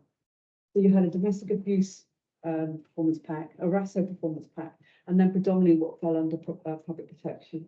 What we're doing with the new strategy is bringing that all together. So there's a governance route that can oversee. Very often, the nervousness is that the large volumes like DA will overshadow some of the smaller volumes, the hidden harms. What we've done is, what we've made a decision is that the bigger volumes actually have got some really good practices, such as the digital capabilities, that we might be able to adopt and adapt into some of those hidden harms that very often don't get the airtime.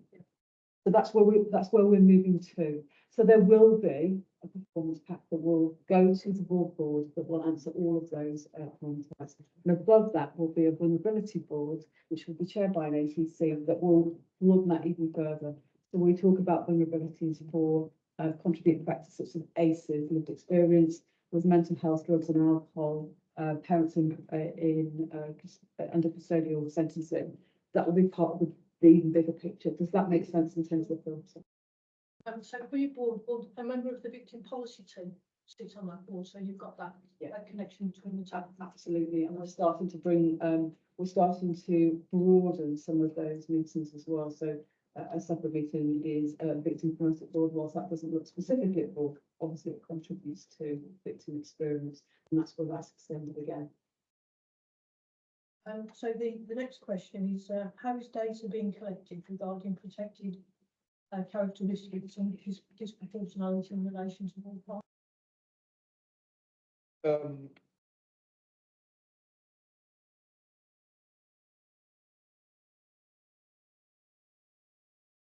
So it's all collected because our data collection is really comprehensive. We monitor a number of areas of the force's disproportionality and therefore policing disproportionality, therefore the justice system's disproportionality through the EI board that I chair, which will refer to one. And in terms of the vulnerability board that the ACC chairs, that's the route for doing it, because at the depth performance board, which is managing the totality of the force's performance, focusing very much on the headlines, which doesn't necessarily dive into disproportionality. If I suppose my gentlest pushback would be if there's a more specific question within it, and then if you want to email, can answer that separately, because there's loads of things that we do that are disproportionate. We don't necessarily, we monitor them all, but we don't necessarily act or direct on them because there's so much, because it's so complex, and it's a complex area of policing as well, and add an additional layer at a further set of questions. So it's such a broad answer, probably do with no input. I guess where I'm coming from is that I've asked questions about this previously in respect of how Connect can contribute to your data collection and understanding. And I know work has been done by our internal audit team around the victims code and whether the system is here to be able to automatically produce the performance data that's required for that. So it's a question specifically about how Connect helps you do what you need to do or not. Next does, you know, with all, its niche or any of the other products that are available, is capable of recording all of those, and it is capable of producing data and being artifacts. But of course, the data is only as good as the things that we put in. So if we don't put in somebody's self-defined ethnicity, for instance, actually was also telling the answer things we're not put in.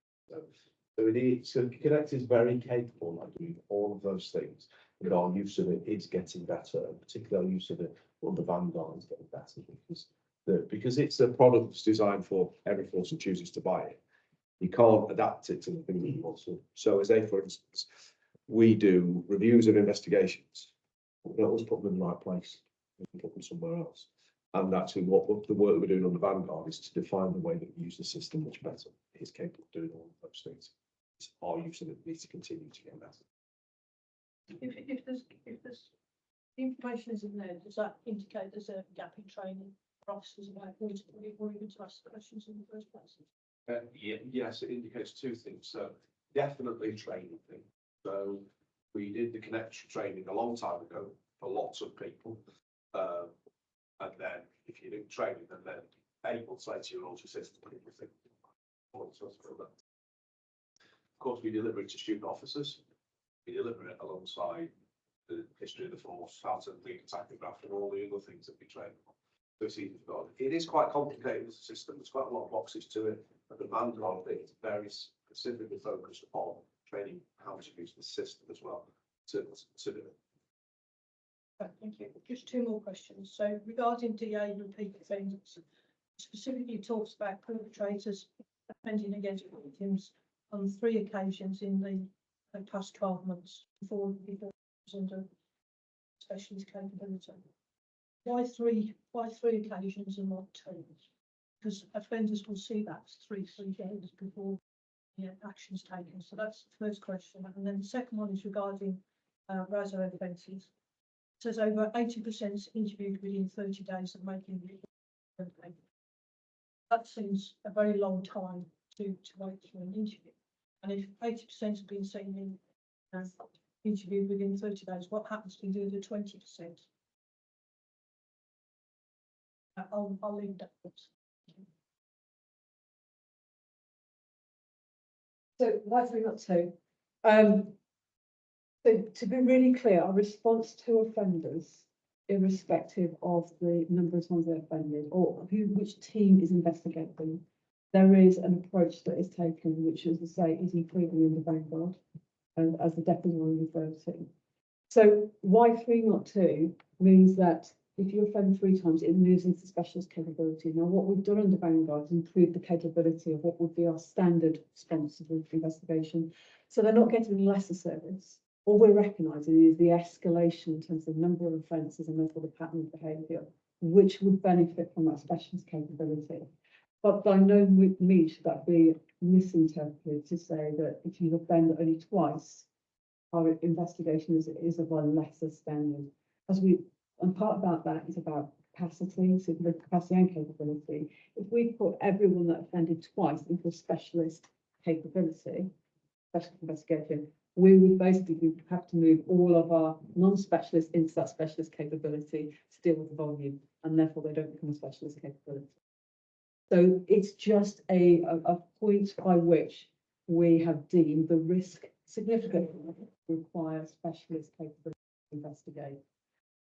Our non-specialists, standard investigations, their outcomes are improving as well. So it's not a lesser service, it's just about identifying the risk and putting the risk in the right time. So, as our interviews? Yes. So 30 days. So a lot of what we do follows our authorised professional practice, our APP set by the policing. So national guidelines or APP will determine what we follow. So any timelines are usually set in accordance to national guidelines or APP. The 20% that don't get interviewed in that time could be due to a number of reasons, and we can provide you data if needed. So, for example, if one of our offenders has no bail conditions but has gone overseas, or one of our offenders, conditions have changed. So there might be numerous reasons, genuine reasons, whereby that person would not receive the intervention or the interview or whatever activity we do within that 30 days. But as I say, we're happy to provide any detail that you require to give you the assurance that that is simply not a process slip, but actually a genuine reason behind why we've had to claim that. Thank you for that, Michelle. I mean, despite guidance from policies and action guidance, etc., 30 days still seems a long time for somebody to wait for an interview. If that's the maximum, I assume, during that period of time, that if there's an opportunity for those interviews to take place, it's taken. Officers don't wait for those 30 days because they feel like they've got that gap days to investigate. So it would be interesting to have a bit more of that. 100%. And the teams, every officer within those teams are also carrying a caseload of 19, 20, 21 investigations. And therefore they're prioritising that based on risk. So it's a really serious area of business, really serious area of range of offences. But even within that, you have risk within that. So you would expect them to prioritise someone at greater risk and prioritise an offender to be interviewed at lesser risk. So that 30 days is almost a window in which we interview rather than we push everyone to 28 days. Thanks very much, Kath. In view of time, we've just got time for one final further contribution from Elite Hipple and Deputy Chief Executive. Thank you, Commissioner. I just wanted to go back to the discussion that Tom was having around domestic abuse perpetrator programs. Obviously in the West Midlands, we fund Home Office Day perpetrator programs and there's 3 streams. The main referral route into that being through custody. But one of the main issues we're having with that is lack of referrals into the program. I was just wondering whether or not we could pick up a conversation outside of here, because it is having a significant impact on the because the referrals are really there. We've got a community element, and we've got a programme and the behaviour programme. We've not even been able to finish yet because we've just not had enough time for it. It's because it's based in custody. There, I think, we're really struggling with that. So again, going back to the new 4P approach, custody, our opportunities to do early intervention with perpetrators. We're identifying touch points, custody being one of those. We don't want a situation whereby the Office of the PCC is commissioning a service using public funds and we're not utilising it. That can't continue. That is an area of focus. We've got a meeting between your office, the Criminal Justice Lead for Board, and myself to progress that, to understand what the barriers are. Is it a simple understanding of the process, or is there something more we can do in that space around education, communicating out to our teams to best utilise that? I've seen evidence whereby early intervention with perpetrators to offer an alternative way of being have significant achievement in the force areas. So an absolute advocate for the use of perpetrator programmes. We just need to understand what the barriers have been and put something in to address that. Please be assured it's in our delivery plan for the next 4 steps. So just we've got the through intervention sitting there that just to be an MP. Thanks very much. In view of time, we will have to draw a conclusion to this agenda item, but thank you very much, Detective Superintendent, for your attendance this morning and for presenting the report and answering our questions. It's much appreciated. Thank you. We'll then move on to agenda item 8, which is Engage Update, and this is to be presented by Deputy Chief Constable Scott Green. And again, if you could keep your presentation to about 5 minutes, that would be much appreciated. Thank you. Thank you, Commissioner. I'll take us straight to paragraph 17, just the way that we are governing this. So we have split, as you will be aware, Commissioner, performance and governance in 2. So there is a performance board that I get, which is the totality of the force's performance. We have a separate HMIC FRS board, which was not in response to Engage Status. It was something that we're in the process of setting up, where the 2 HCCs responsible for Vanguard and protection, cause of concern reports into. That is also a chair attended by our force liaison HMIC and your Chief Executive Commissioner, and the totality of our response to all HMIC air partner, the managers there. And take us on then to paragraph 22, which is the start of the work around Vanguard. Vanguard is a strategic response to the cause of concern around investigations. But again, Vanguard was in place and planned prior to the cause of concern. Under the new operating model, the chief and I were very clear that we needed to improve the quality of the totality of all of our investigations. As part of that process, you will see at paragraph 27, we have undertaken QUAT analysis, which is a quality assessment thematic testing, which is in effect a series of about 60 questions that the reviewer conducts, reads a crime in its totality, and then answers a series of questions, which assesses the quality of the way that the victim's been treated, the suspect, the investigation standards, supervisory review, the totality investigation. Everybody of the rank of inspector up to and including me does those reviews. I've now done 4. I've even put sergeant's review on one of them with some directions for the officer to complete. And you'll see that our grading, so these are self-assessed gradings of quality investigations, is slowly getting a bit better. And that is to give us a reassurance that the number of investigations that we have open, which is a lot, are improving. That is a long-term plan over the next few years to improve the totality of our investigations. I'll move on then to the other 3 causes of concern at paragraph 31. So it's worth noting that for MARAC, OCSET and SOMS, our view was that these issues were already fixed prior to the hot debrief that HMIC gave us, because they were subject of a much earlier inspection. And in fact, our view was we'd resolved these in the summer of last year. Nevertheless, we accept HMIC's findings. The chief gave public commentary at the time. We are where we are with them. You will see in relation to MARAC, at the top of page 7, it gives the details of the current number of working days prior to a MARAC process, which all are within the National Saving Lives guidelines of 28 days and the caseloads there. We're really comfortable with the position that we're in. It's actually Michelle that ran the work in bringing about those improvements, and the Commissioner, we're grateful for the support from your office and investment into it. The next area then, which starts at paragraph 37 and goes on to 40, is the sex offender management.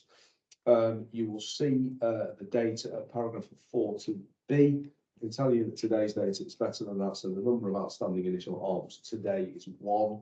The number of outstanding arms reviews is 12. The number of outstanding RMP visits is reviews is 17, and the number of outstanding visits is actually 75. It's worth noting, of course, they will never be 0 because of the way that the system works. Some will always be outstanding. Some people will be missing overseas. There's all sorts of things that contribute to that, but the work's in hand and well resourced, and there are no vacancies. The final area then is OCSET, for the online child sexual exploitation team. The data at 48B gives the data at the time the report was written.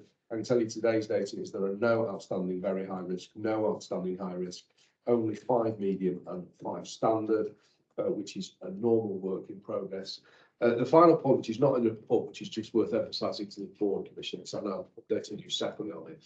We've also done a deep dive and regular review of intelligence that sits in the system prior to the development of packages to make sure that we've not fixed one bit, but we've got a backlog of intelligence, and we haven't, and I'm really confident that we've not. The final area that we've just done a deep dive into, but is actually coming to the DEPS performance day tomorrow, is so as a result of the improvements that we've seen in this space, we've generated a significant number, by that I mean in the hundreds of suspects. So people for where we've taken enforcement activity at their address, we've seized devices, somebody's been arrested, and they're now on bail. And we've mapped in detail where all of those, because we wanted to be confident that we've not put the backlog of work back in an officer's in train. That is not the case. Some of those, the data is coming to me tomorrow, but I've already seen the headlines of it. Some of those cases are with digital forensics within their normal timescales. Some of those cases are with an outsourced company that are also providing digital forensics, which are within their timescales. Some of those cases are with the Crown Prosecution Service waiting for a decision, and some of those are back with the officer because the digital forensic work has taken place. The review tool has done its work, and they're now back with the officer to grade, evaluate the images, and perhaps bring somebody back in for a further interview. So the totality of all of that has been tracked, it's all understood, we'll be able to present that back to HMIC. The final point then on the engaged status is we are in dialogue with the Office of RHMI to try and agree a timescale for a re-inspection, particularly in relation to those 3 points. I'm hoping to hear something this week about when that might be. We are pushing them hard to be re-inspected in relation to those 3 areas. And actually, we think we've had a tale to tell for some significant time now. So we want to get them back in. And then we are working again with them to look at a probably medium-term timescale for the re-inspection around investigations. My guess with that one, that will be after the next police performance oversight group, but we are in their hands on both of those issues. So thank you, Commissioner. Happy to answer any questions at all. Thank you very much, Deputy Chief Constable. Are there any comments, questions, or matters arising? Yes, okay. Board Member Kath Hammond. Thank you. If you please know, I've only got one question. So this is regarding offset. In Michelle's report, there's a couple of lines in there to say that the HMI had identified that West Midlands was not using the child abuse image database. So that's a national online repository of child abuse images that are collated across the country with a view to identifying new victims. So can you give us some reassurance that the cases that have historically been dealt with, but the images have not been transferred onto that system, that has all happened now? So when we haven't just gone to a point in time and moved forward with whatever comes in now, but that historical look back has been done and those images have gone forward onto that database. There's really the safeguarding issues with that. So for the recommendation concern the word, we're not quite on the same page as HMIC. So the answer to your question is no, can't give you that reassurance, because HMIC's view is that we should put every image onto KEN. We put every image onto KEN, Child Abuse Investigation Database, that has been reviewed. So in order to put every image on, we'd be expecting our staff to review every image. That's 100,000 images. We're expecting our staff to review 100,000 images. And we will not do that. And we might always, not just this force, the NPCC might always disagree with HMIC on that. What we do is 2 things. So the first thing is there's a triage process, which has always been in place, which looks at a way of examining the algorithms to look at, is this image one that has previously been sourced somewhere else? It's capable of doing that. So it knows, actually, that's not a live image. The review tool is capable of saying, actually, the metadata is that tells us that that could have been taken recently. So therefore, it needs to sit in this box over here, which is to be reviewed. We've always done that. And so all of those that are then reviewed, because there's a risk sat with them that they potentially could be images of live abuse, are then referred onto the CADE database. We are, can't remember the exact number, we are either the number 1 or number 2 highest referral into the CADE database at all forces in the country. So I'm really concerned that what we were doing before was accurate because of our triage tool as well. And actually where we are today is we're in a really good position. We will never ever be in a position where we can upload every single image. But it would be the wrong thing to do, particularly where the triage tool is capable of telling us that this image has been seen before. Would be. So is every image reviewed? So how do you discriminate between those that potentially are new images and that's kind of success? Because that's what forgive me, because we're at the development of biotechnical knowledge now. We have a triage device that examines every image. So it looks at the metadata behind every image and is capable of identifying when the source of that image has been downloaded. It's not a new image. What we're interested in is, of that number of images, how many of those does the metadata indicate that they are suspicious? So all of those. So all the images are looked at, and those that are defined as new are those that go forward. But they're not all to by person. No. Yeah, no. They are all examined somewhere. Yeah. So what's the issue with the HMIC? Because there's no point in putting duplicates on there. So I think their view is that everything should go on there. Technically, it is on there, isn't it? If everybody follows his own. Stop. Thanks, Kath. In view of time, Upinder, one final contribution from you. Very quickly, thank you, Commissioner. Yeah, I just want to go up to end of page 3, paragraph 26, to make sure staff and officers have sufficient skills and capabilities to carry out high quality investigations.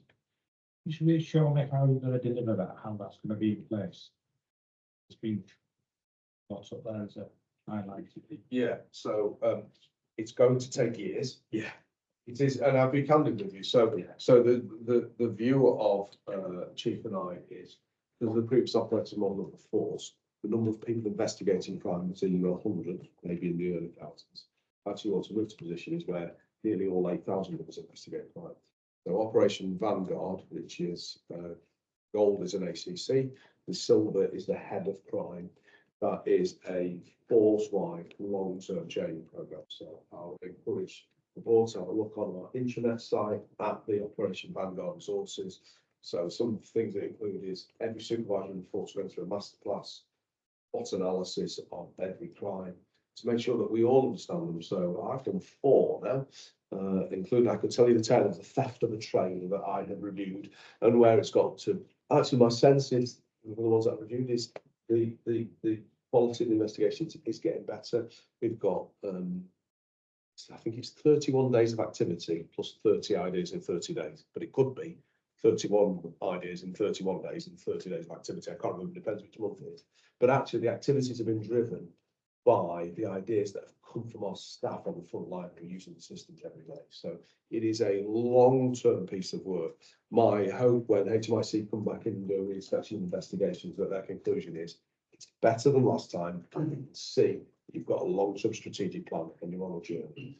I don't think, to be candid with the board, I don't think HMIC will come in the autumn term and say, this force is now outstanding investigating crime. We are brilliant at investigating major crime. The chief talked earlier before about the murder of Cody Fisher. That is a really complex, significant investigation. The totality of Vanguard, these comments are about the mass churn of the 300,000 crimes that we get every year and improving those outcomes for victims by getting everybody investigated. So it's a long-term piece of work, absolutely committed to it. It's going to need energy, time, and long-term sustainability. Thank you. In view of time, we'll need to complete this agenda item, but thank you very much for your report and for answering our questions, Deputy Chief Constable. The action has already been taken to address 3 of the causes of concern identified in the report relating to MARAC, sex offender management and online child sexual exploitation. The action that has been taken and continues to be taken to improve investigations remains a work in progress. What matters now is to ensure that the action that has been taken remains sustainable. And I remain committed to holding Westminster Police to account to address the causes of concern and resolve the areas for improvement with a view to removing Westminster Police from engage at the very earliest possible opportunity. Agenda item 9 is end of term report. And this agenda item is to be presented by Assistant Police and Crime Commissioner Wazim Ali. We're asking that the presentation please be kept to no more than about 40 minutes. However, before I pass over to Wazim, I have the following opening remarks. Since being elected in May 2021, I've been managing and overseeing a period of important transition for Westminster Police, and that's included the damaging impact and legacy of 10 years of enforced austerity that not only adversely affected Westminster Police, but also our essential preventative public services and our wider criminal justice system. The impact and legacy of the COVID-19 period, successful delivery of the National Police Uplift Programme that has seen the additional 1,451 police officers, but still leaves us about 700 officers or so down 2010 levels. A force that now has 30% of Westminster police officers with 3 years or less experience and 40% with 5 years or less experience. Organising and delivering the largest policing operation in the history of Westminster Police, being the Commonwealth Games. Implementation of the new Connect IT system across Westminster Police. The retirement of a previous Chief Constable who had been the Deputy and then Chief Constable for 12 years. The appointment of a new Chief Constable in December 2022. The launch and implementation at pace of a new neighbourhood policing operating model introduced on the 3rd of April 2023. During a time when, for various reasons, policing has faced challenges in building and maintaining trust and confidence amongst the people it serves, and all whilst West Midlands Police has remained structurally underfunded and under-resourced, and its budget has remained under severe pressure. However, notwithstanding that, against all the odds, we have delivered for the people of the West Midlands, and what we're going to watch now is a summary of what has been achieved since May 2021. So, can you please kindly present the end of term report, Assistant Police and Crime Commissioner Wes O'Malley? Thank you, Commissioner. Commissioner said the summary, but this presentation is about 50 pages long, so okay, to see if it was a full in-depth report. So I'm going to skip over the first few slides because they're mainly stuff that we should already know, you know, the kind of things that we work to do. So why the PCC exists to exist, then how the PCC holds the chief to account, and obviously one key components of the PCCs to appoint a chief constable.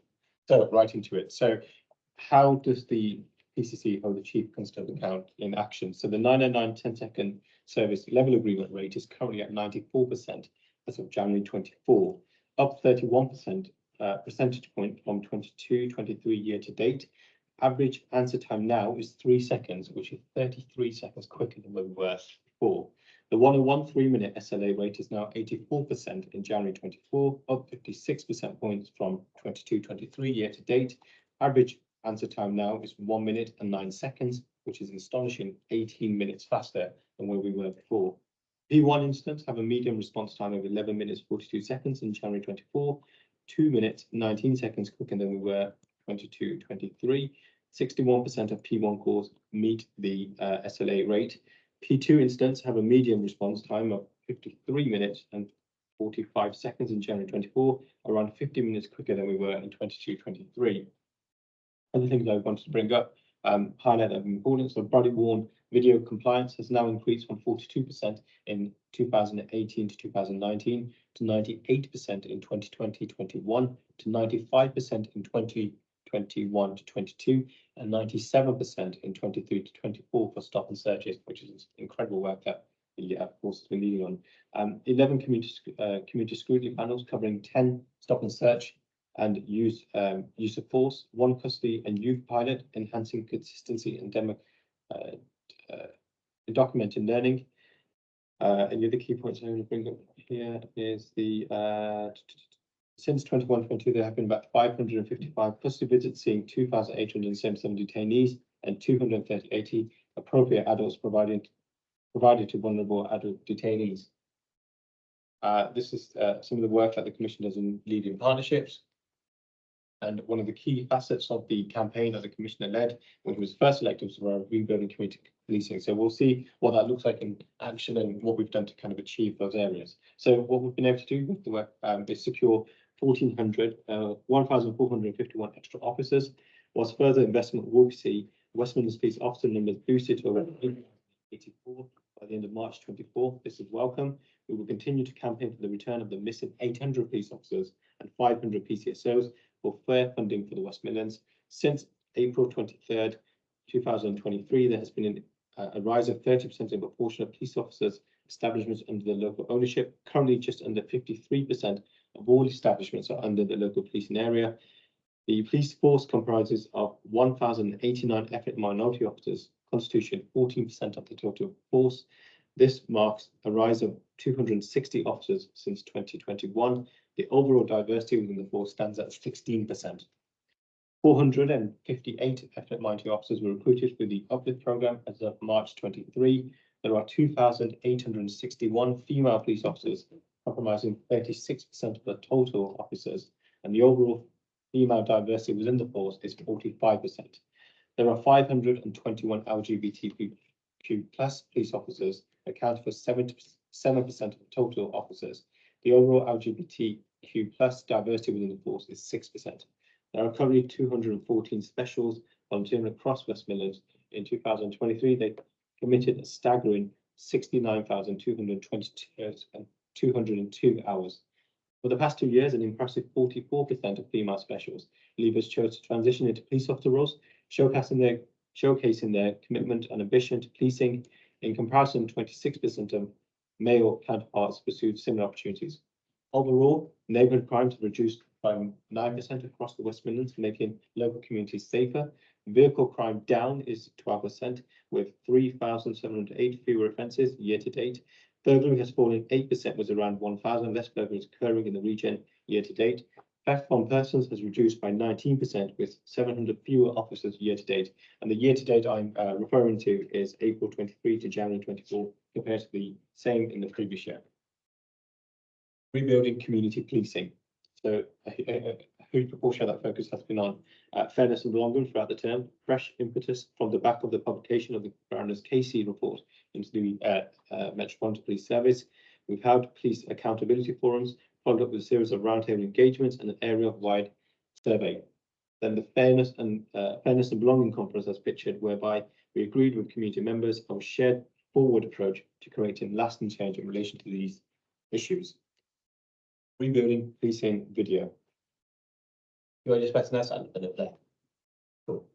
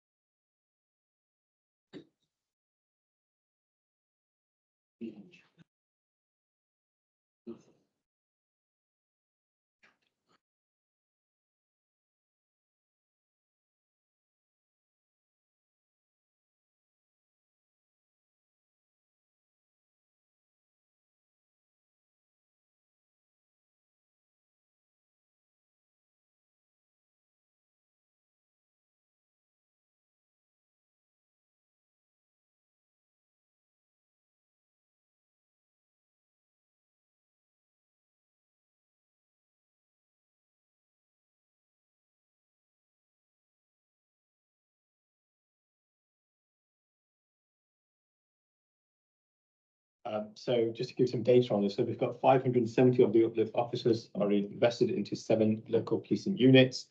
4,180 police officers are now in local policing, an increase of 2,422 from before the operating model change. Tackling org and DA. Strong focus on changing men's behaviour, not expecting women to change theirs just to keep safe. Establishing a no excuse for abuse website, we have produced a wide range of materials, adverts and videos which challenge and change attitudes and behaviour in men. Our out-of-home ads at Christmas reached an audience of circa 8.9 million people. Another video.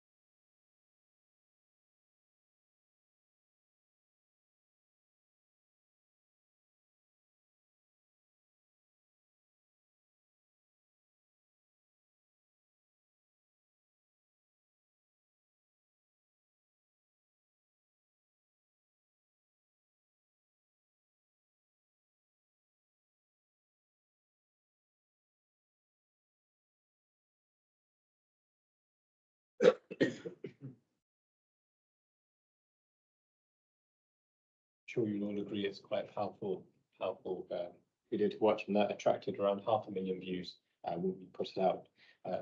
Continue on the topic of tackling org and DA, as well as seeking to shift the behaviour of populace, We've sought to get public, private and first sector organisations on board with Tackling Board for our Ending Male Violence Against Women Alliance, and worked with West Midlands Police and Transport to deliver a safer travel initiative which sought to increase safety on public transport called Project Empower, which empowered victims of unwanted sexual behaviour on the transport network to report the police. White Ribbon accreditation are some of the campaigns from the accreditation we've got now. So we gained White Ribbon accreditation for the organisation, ensure that we have our own in-house in order so that we can authentically be taking a strategic lead on these issues across the West Midlands. The Time to Talk is another front that we're working on. So that on that front, we've also operated the Time to Talk project, led by male facilitated sessions delivering to schools aged Key Stage 2 and 3 to boys and girls. We've also done a 6-week program exploring misogyny, gender-based violence, gender bias and inequality, sexting, objectification, pornography and media influences. With 70 schools working with around about 998 children and young people. We've also got our EASY program continues to deliver alongside the Stalking Triage Clinic, which has shown some great success. The Stalking Triage Clinic has seen a real positive impact on the number of stalking protection orders applied for. There has been an interim evaluation conducted by the University of Derby, which showed that our perpetrators of an stalking who completed all sessions have fewer police contacts for fewer offending, an average relative to a comparable group of around about 166 perps engaged. I'll cross over to the violence reduction unit. Changed it from being a violence reduction unit to a violence reduction partnership, work together to reduce violence, vulnerability, exploitation in the West Midlands, taking a longer term approach to deliver a safer world to the next generation. Virtual reality headsets. I'll talk over the video because we don't have any sounds. We've worked with around Midnight Limited to produce a virtual initiative, an innovative VR and education program that is helping to support thousands of young people across the region. Virtual decisions can enable participants to experience multiple dilemmas and illustrate the impact of choices. Participants can experience the consequences of their decisions for the use of high-end VR headsets, which incorporate haptic feedback from 180 degrees directions to immerse participants in unique scenarios. This experience is then explored further with expert facilitators for a creative arts workshop. In empathetic space, users can reflect on their personal journey that you are and compare it to those others, making it a user-led, user-shared experience.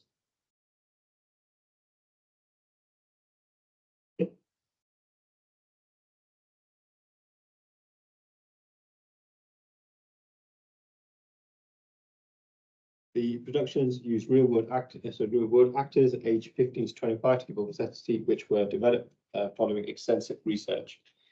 There's been estimated 268 sessions delivered by the Violence Reduction Partnership facilitators to 7,017 young people.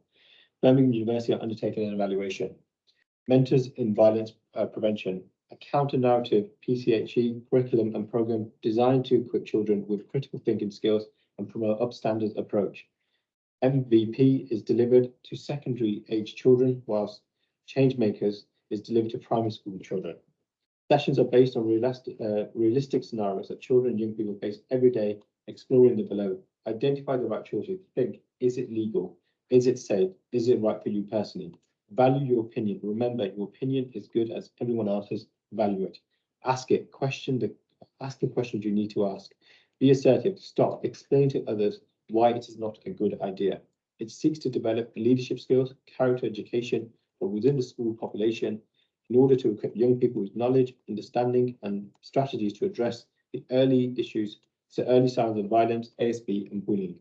The program lends itself to a variety of settings, and VRP support the adaptations in order to sit alongside other curriculums, schemes of work or activities. MVP also has been developed through SSF to include a more targeted focus on VOG. Precious lives. Work with young people in schools to divert them away from youth violence. Uses trainers with lived experiences to engage and educate young people. Whilst primary focusing on knife crime, sessions also cover antisocial behaviour. The sessions aim to reduce youth violence and prevent young people from becoming offenders or victims of violence. Step Together. The Step Together program was designed to address the risk posed to school-aged children in the period after school, whilst on their homeward journeys. Data has consistently highlighted that the period between 2 p.m. and 6 p.m. across our region is the riskiest time for our children. The routes were selected using a combination of data and recommendations from the VRP Strategic Needs Assessment, police, community safety partnerships, and education. And in some areas, serve more than one school on a single route. At its maximum, there were 26 active routes across the region. A number of routes have secured funding from local authorities to continue the work, whilst other partnerships continue to fill funding.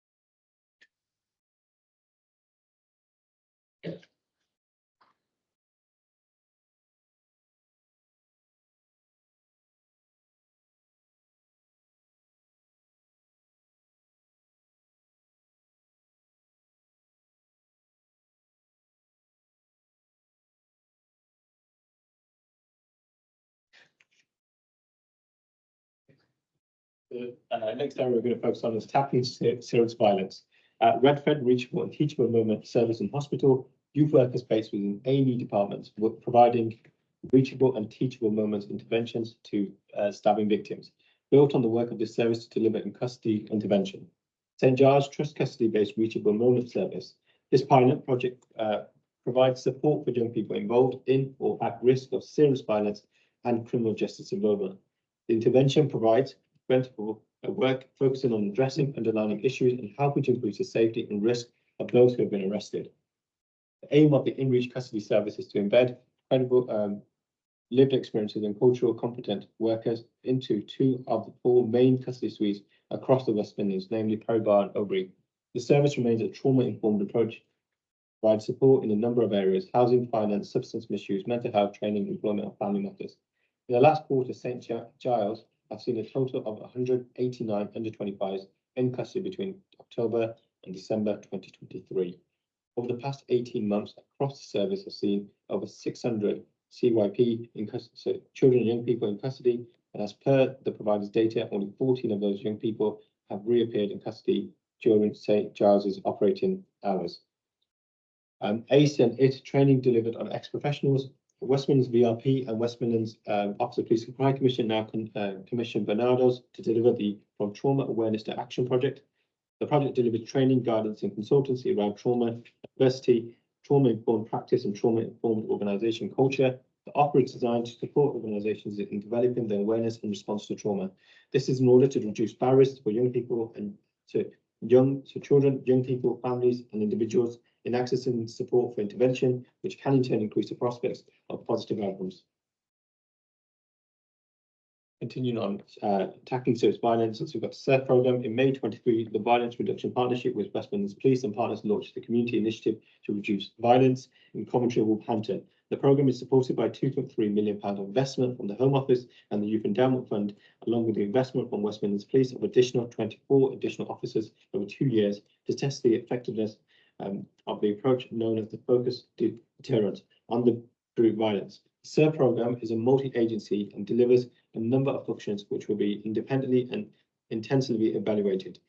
The objective is to identify and then to help manage the root causes of violence through genuine trust-based relationships, but with clear consequences communicated and delivered if engagement is not forthcoming.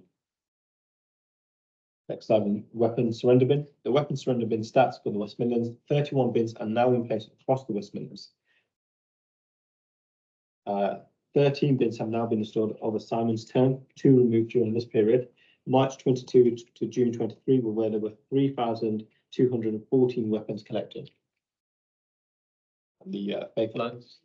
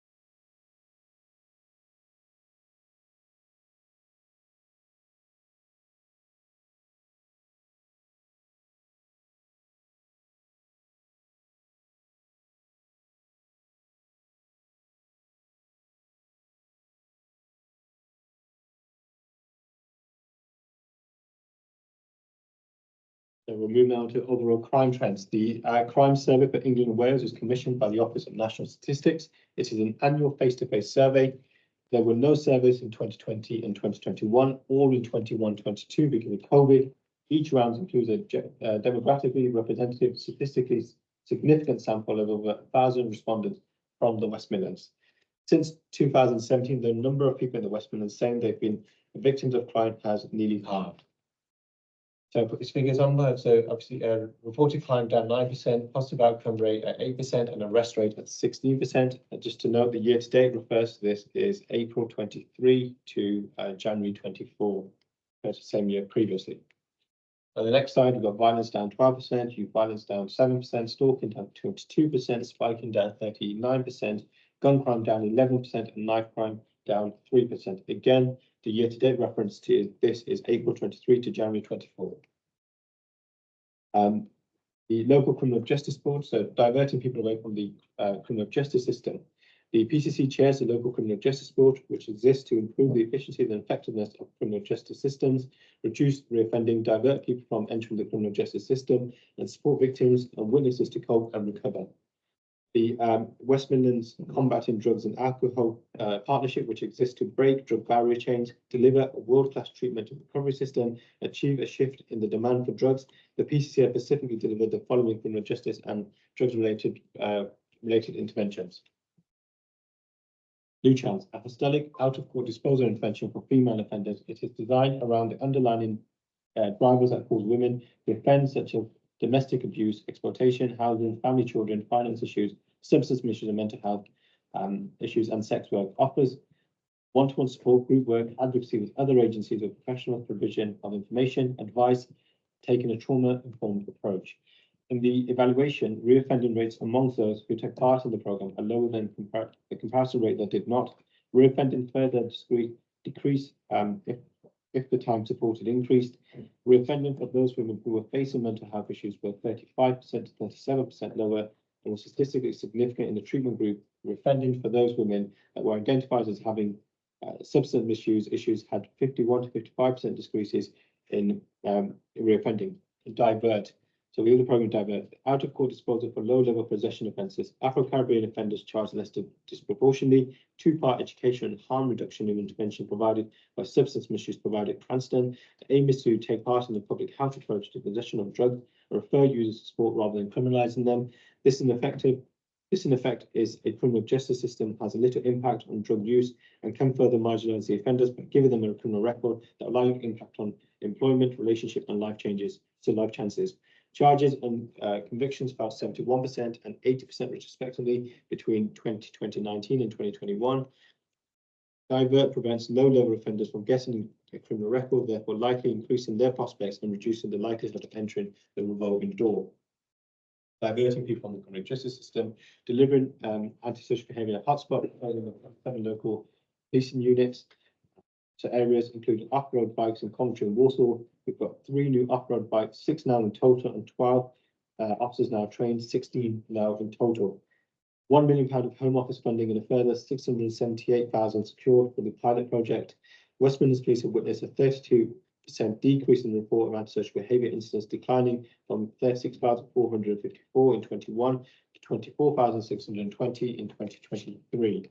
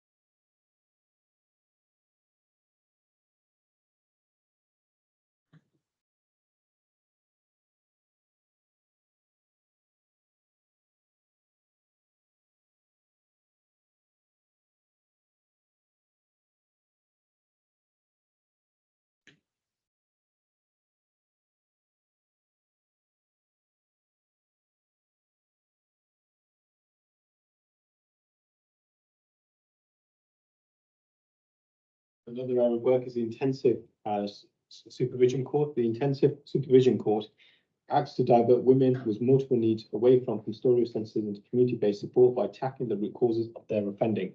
Women give an ISC order will receive support from a multi-agency team overseen by a single judge. The district judge will sentence each woman to an ISC order and develop a trusting relationship with them through regular reviews. 88% of women identified as suitable are being sentenced to an ISC order. 28 women are currently on a live ICS order, with a further 18 waiting sentencing. Most orders include due alcohol drug rehabilitation requirements, rehabilitation activity requirement days, and mental health rehabilitation orders, which highlight women are being treated historically. Peer hearings. The peer hearings and its extended arm stand by a collective service delivered by the Jonas Project. It seeks to help reduce low-level offending by using a collaborative problem-solving approach to crime, working with statutory bodies, communities, grassroots companies, faith-based groups, businesses, and young people to achieve this. The peer hearing and standby service works with young people to help them to understand and address the underlying factors that can lead to criminal behaviour. As an all-Black lived experience team, they also want to help support efforts in reducing disparities with the criminal justice system. Young people have a safe, dedicated space where young people feel safe, comfortable to explore their issues and work towards resolutions. Space has music, mini gym, and games room. The project works with an ever-expanding group of community partners, which gives young people a varied choice of support. Partners include youth offender panels, probation, and the Barrow Cabbage Truck. Young people are maintaining engagement with the team and have not reoffended while working with the team. Strong, trusting relationships are formed. Restorative justice. Restorative justice brings those harmed by crime or conflict and those responsible for harm into communication, enabling everyone affected by a particular incident to play part in repairing the harm and finding a positive way forward. Restorative justice delivered by the West Midlands Restorative Justice Hub, which is made up of a Remedy and the Pioneer Group. It works and serves in the entire West Midlands region. Of Remedy's cases in 22-23 financial year, 100% of victims and offenders were satisfied and would recommend the process. The Pioneer Group report that they work around housing related ASB spots.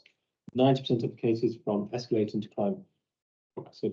In 100% of the same cases, victims felt an increased sense of well-being. Offenders felt increased motivation to not re-offend. Diverting people again away from the criminal justice system.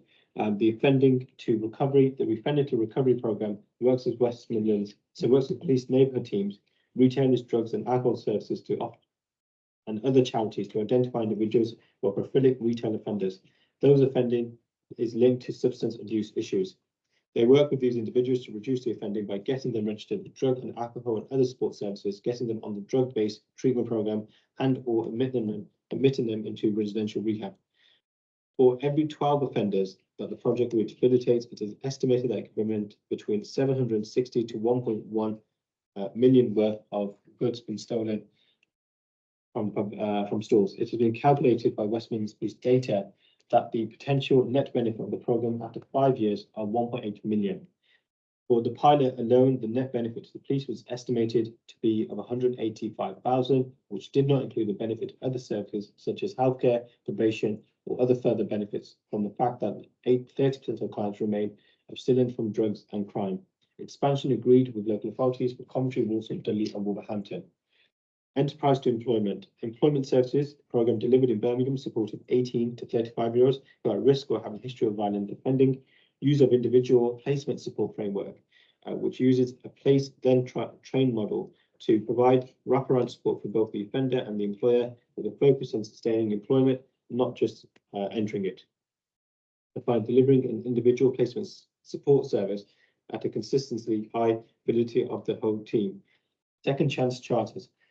It is also our mission to break down the barriers with those that have face convictions, conviction when trying to get a job. This is why we have developed second chances charters, commitment that we have invited and continue to invite organisations to consider job application of people with a criminal record and help them back on their feet. Prioritising victims, so domestic abuse and sexual assault and abuse standards. In 2024, we created domestic abuse and sexual assault and abuse standards to support the increased regional response to these crimes. The standards are principally aimed at public services and organisations who would like to receive disclosures of domestic abuse and sexual assault and abuse, and who may refer people to specialist support services. Best practice guidance for ethical co-design of ending male violence against women and girls. Campaigns with underrepresented groups. The PCC, through Safer Streets Fund 4, commissioned a research program which has created a best practice framework for ethical co-design of ending male violence against women and girls, campaigns with underrepresented communities. This has already been shared with communications professionals in ending violence against women and girls communication subgroup that has benefited the wider partnerships. As victims, our office has been instrumental in shining a much needed light on suicide following domestic abuse. The PCC Simon Foster Commission report into the link between domestic abuse and suicide with West Midlands Police, which is carried out by the University of Birmingham, seeking to determine the action that needs to be taken to prevent further deaths, identify and investigate cases where domestic abuse is a casual factor of suicide, so that perpetrators of domestic abuse are held to account, and to improve support for the bereaved.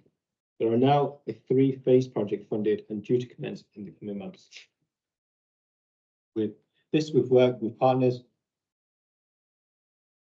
So this we've worked from partners and how to design, pilot and evaluate the assessment tool as per the recommendations from the University of Birmingham. DA links to suicide research, which won the University of Birmingham Outstanding Impact in Practice Award. MARIC Backlog. The Multi-Agency Risk Assessment Conference are a non-strategy partnership process which sees domestic abuse cases where the victims are assessed as a high risk being referred for enhanced safeguarding. Since its inception in 2019, MARIC has seen an increasing demand, which increase can be in part to attributed to COVID-19 pandemic and an ongoing effect on the cost crisis, which had adversely impacted those suffering domestic abuse. The knock-on effect of this increase in demand was the length of time it was taken to get the cases discussed at MARIC, and in some cases, it was taken up to 14 weeks from the point of referral from MARIC to discuss to take place. The operational Willoughby, and through a coordinated sustained effort in collaboration with regional domestic abuse partnerships, we have seen a reduction in the waiting times of MARIC hearings. The image on the screen shows the current MARIC backlog as of the 8th of February 2024, which shows a gradual reduction in the time taken for new referral to MARIC discussions taking place, so that the wait are now a maximum of 3 weeks. We're working with the Dogs Trust and Cats Protection to ensure that those fleeing domestic abuse aren't held captive in abusive situations purely because they can't leave their beloved pet behind. By and for organisations, the PCC's approach to commissioning victim support is and always has been to harness the experience of voluntary community sector. We do this by listening to the voice of victims sector through a number of different work networks and mechanisms, including the Victims Commission. This ongoing engagement and dialogue has resulted in the creation of an innovative partnership and network, in particular with grassroots organisation, to better support victims who are most likely to not engage in more generic victim services. This synergy has paved the way in creating vibrant networks and relationships, creating new ways of working, extending existing services and inspiring new services across the West Midlands. In particular, we have worked with Roshni Seeks Women's Aid, Panagar, Birmingham LGBT and Waits. A public health approach to modern slavery. We have led the way in establishing a public health approach to modern slavery and human trafficking. A public health approach offers the opportunity to think of modern slavery and exploitation not only as an issue of law and order and policing, but as a problem that affects the whole of society and its well-being. With the West Midlands Regional Modern Slavery Strategic Board, and with stakeholders buy-in, we have developed the West Midlands wider modern slavery public health approach framework, seeking to build our understanding of the threat and risk profile of modern slavery, prevent modern slavery from occurring, provide care and support for those who have become victim, prosecute and disrupt those responsible for modern slavery, ensuring that as victims move on from being a child to an adult, that sufficient support is still provided. The West Midlands Modern Slavery Network was formed in 2009 to accommodate and coordinate the modern slavery efforts regionally. This currently coordinates quarterly online meetings for partner agencies, and current numbers of attendance are in the region of around 50 to 70. The network identifies gaps and opportunities regarding voluntary service support services for victims of modern slavery. So it explores the outcomes of victims rescued in the West Midlands, and finally explores and makes suggestions as to how support services for victims can be coordinated with West Midlands to achieve sustainable outcomes for victims. The independent modern slavery advocate role is to ensure cases of modern slavery through the criminal justice system. The role works closely with the force, scanning police intelligence, incident logs, investigations, and custody arrests to identify opportunities to support victims. The Safeguarding Adult Slavery Case Conference, which delivers an enhanced collaborative approach to the immediate safeguarding offered to presenting adults victims of slavery and human trafficking. This is to ensure that the victims referred into the correct referral pathway of support, including pathway into adult safeguarding. Black Country and Women's Modern Slavery Community Engagement Services aims to increase access to support for vulnerable sexually exploited women who are victims of modern slavery in the West Midlands. Service works closely with police and partners to develop and respond to intelligence, map sex work, exploitation across the region, engage and with potential and identified victims. Road safety, Operation Hercules. The PCC has invested 40,000 into this project. West Midlands Police led initiative working with partners such as West Midlands Fire Service and local councils to address car cruising and street racing. West Midlands Fire Service work with partners to educate those involved and tackle this issue through the course they have developed. 160 individuals have been referred onto the educational programme since the 24th of December 22. 18 drivers have been arrested for breaching the High Court Street cruising injunction in place for Birmingham and in Birmingham and the Black Country. Victim support. The PCC funds victim support, which supports family bereaved due to the road collision, victims of road collision who suffer serious or life-changing injuries, and families of those who suffer serious and life-changing injuries. Average speed enforcement. The PCC has worked with local authorities on average speed enforcement. Fixed penalty fines. The PCC has lobbied the government to allow West Midlands to retain fixed penalty fines from speed cameras. In summer 23, the OPC organised a public consultation, and 94% agreed with the Commissioner that money raised by fixed penalty notices in the West Midlands should be retained here. Safer Streets 5. The Office of the Peace and Crime Commission has been awarded funding from Safer Streets 5 as part of money has been spent to address antisocial use on the roads. 3 new speed vans will be purchased and 16 new speed devices from community speed watch groups across the West Midlands to reduce speeding and improve speeding safety on our roads. Part of the funding has also gone towards implementing the third-party reporting team in the West Midlands to process dashcam and mobile phone footage uploaded by the public of antisocial behaviour on the roads. The team has seen an increase in reporting being submitted by the public, and a positive outcome, which is in the next slide, is between January 23 and 24, reports of third-party reporting has increased from 325 to 920. During the same period, positive outcomes have increased from 4% to 90%. Carbon Communities Fund is utilising pocket funds, and a total of 240 different organisations have benefited, receiving a total of 882,000, upwards of £5,000 of grants, and two bidding windows per year. The allocation in each term is around about 400,000. Some of the projects that we work on, so to and from using animal therapy focused work to support work alongside individuals and groups improvement to have combat loneliness, challenge behaviour issues and promote physical well-being, school-based interventions around violence, detached youth work, supporting the food bank, football club for young people, angling coaching sessions for young people, project to enable blind and partially sighted people who are isolated at home due to age, fragility and sight loss feel safer when going into the community, and supporting female on-street sex workers in Coventry. We've also done work centred around the Annie Frank's life and the Holocaust. This project aims to educate young people about the consequences of prejudice and discrimination. Outstanding Citizen Award 22. So we have winners from a number of awards, including Outstanding Young Citizen Award, Outstanding Community Project Award, Outstanding Citizen Award, and in year 23, we had winners for Outstanding Citizen, Outstanding Young Citizen, Outstanding Community Project, and Outstanding Young Community Projects. Coventry UK City of Culture. We supported the Coventry City of UK Culture by part funding the initiative and a mural West Midlands Police Museum. Thanks to £1 million grant from the National Loyalty Heritage Fund, The PCC opened a police museum, which takes visitors on a unique journey through more than 200 years of police history. The lockup in Steelhouse Lane, Birmingham, was built in 1891 and housed more than 1 million prisoners before being converted to a museum. It is the largest, most accessible police museum in the country and brings together an unrivaled collection of police artifacts. There is also an array of hands-on activities where people can play the role of detectives at scene crime, examine evidence in a forensic lab, and take your own police mugshot and dress up in a police uniform from years gone by. The Commonwealth Games, we supported the biggest policing operation we've ever seen in the West Midlands. Thanks for that. We supported the biggest policing operation ever seen in the West Midlands and delivered a safe and successful Commonwealth Games, bringing many wider benefits to the West Midlands region. Environment and sustainability. The PCC has purchased a fleet of electric police cars and created. Oh, sorry. Oh, okay, thank you. Overseeing the purchasing of a fleet of electric police cars, created an environmental strategy and its delivery plan to enable West Midlands Police to a more environmentally sustainable police service.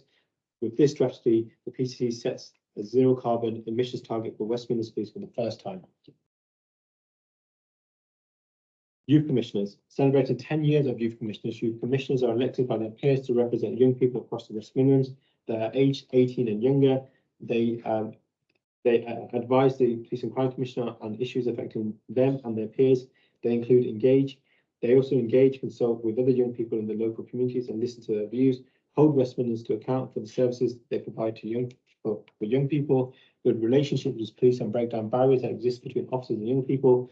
16 elected representatives, 2 per the local policing area, 4 covering Birmingham, serve for a 2-year term. The current group consists of 12 females, 4 males, aged between 18 and 13 and 17. They are from a diverse set of ethnicities, 7 different ones that are representative of the West Midlands. The Youth Assembly, young people aged 14 to 18 living in the West Midlands region with lived experience related to crime that affect young people and their communities. 41 young people have been recruited to date with a healthy balance of ethnicity and gender splits across the region.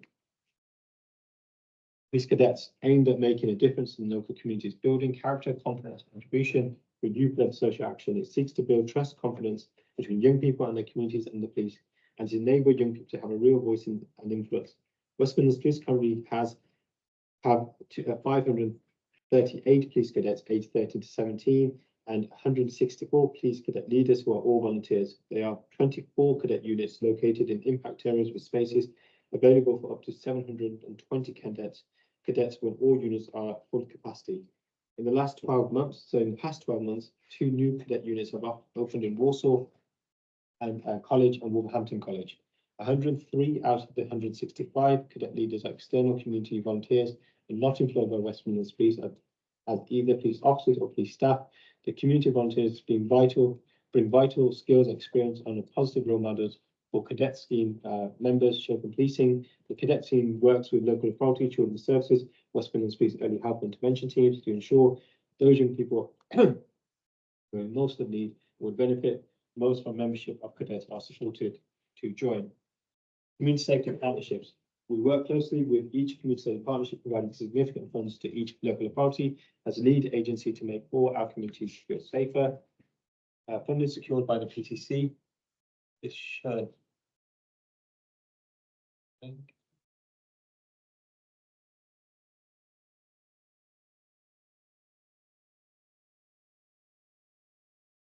Very good. So we have secured the following additional funding. Safer 3 partnerships. Safer Streets 4, Safer Streets 5, DA and Smoking Predicators Fund, IDVA and ISVA Uplift Fund, AARSP Hotspots Fund, Community Initiative to Reduce Violence.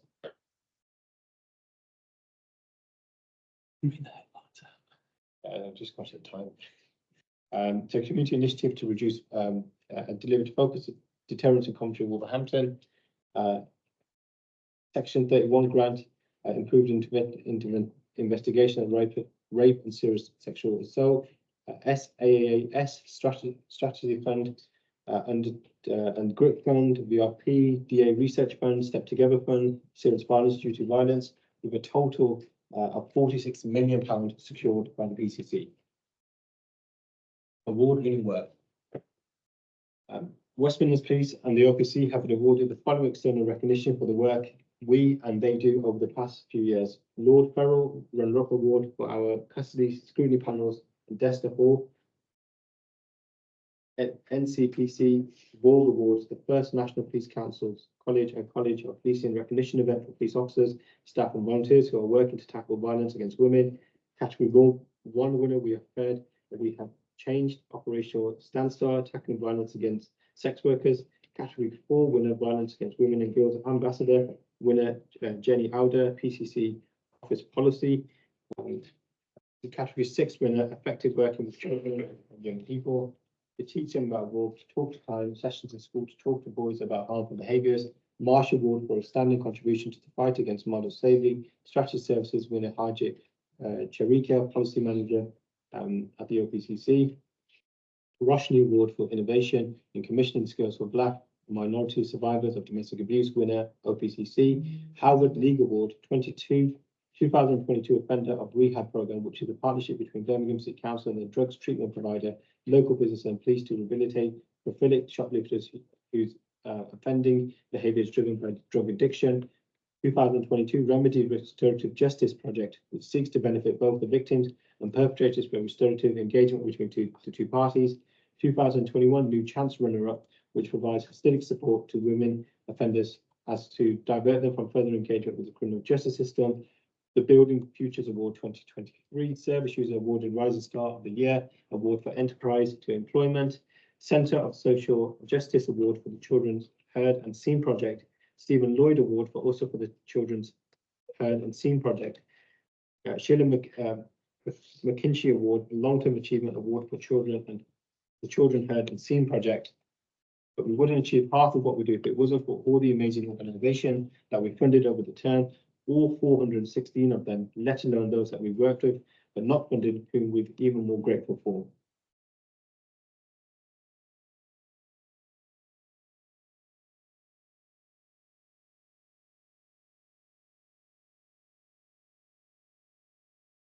No, I'm not going to. I'm very tempted to make my fast after this, but I'm going to. I just want to put on record my thanks to Andy, Aaron, and Simon for the preparation of this report, and I hand back over to the Commissioner.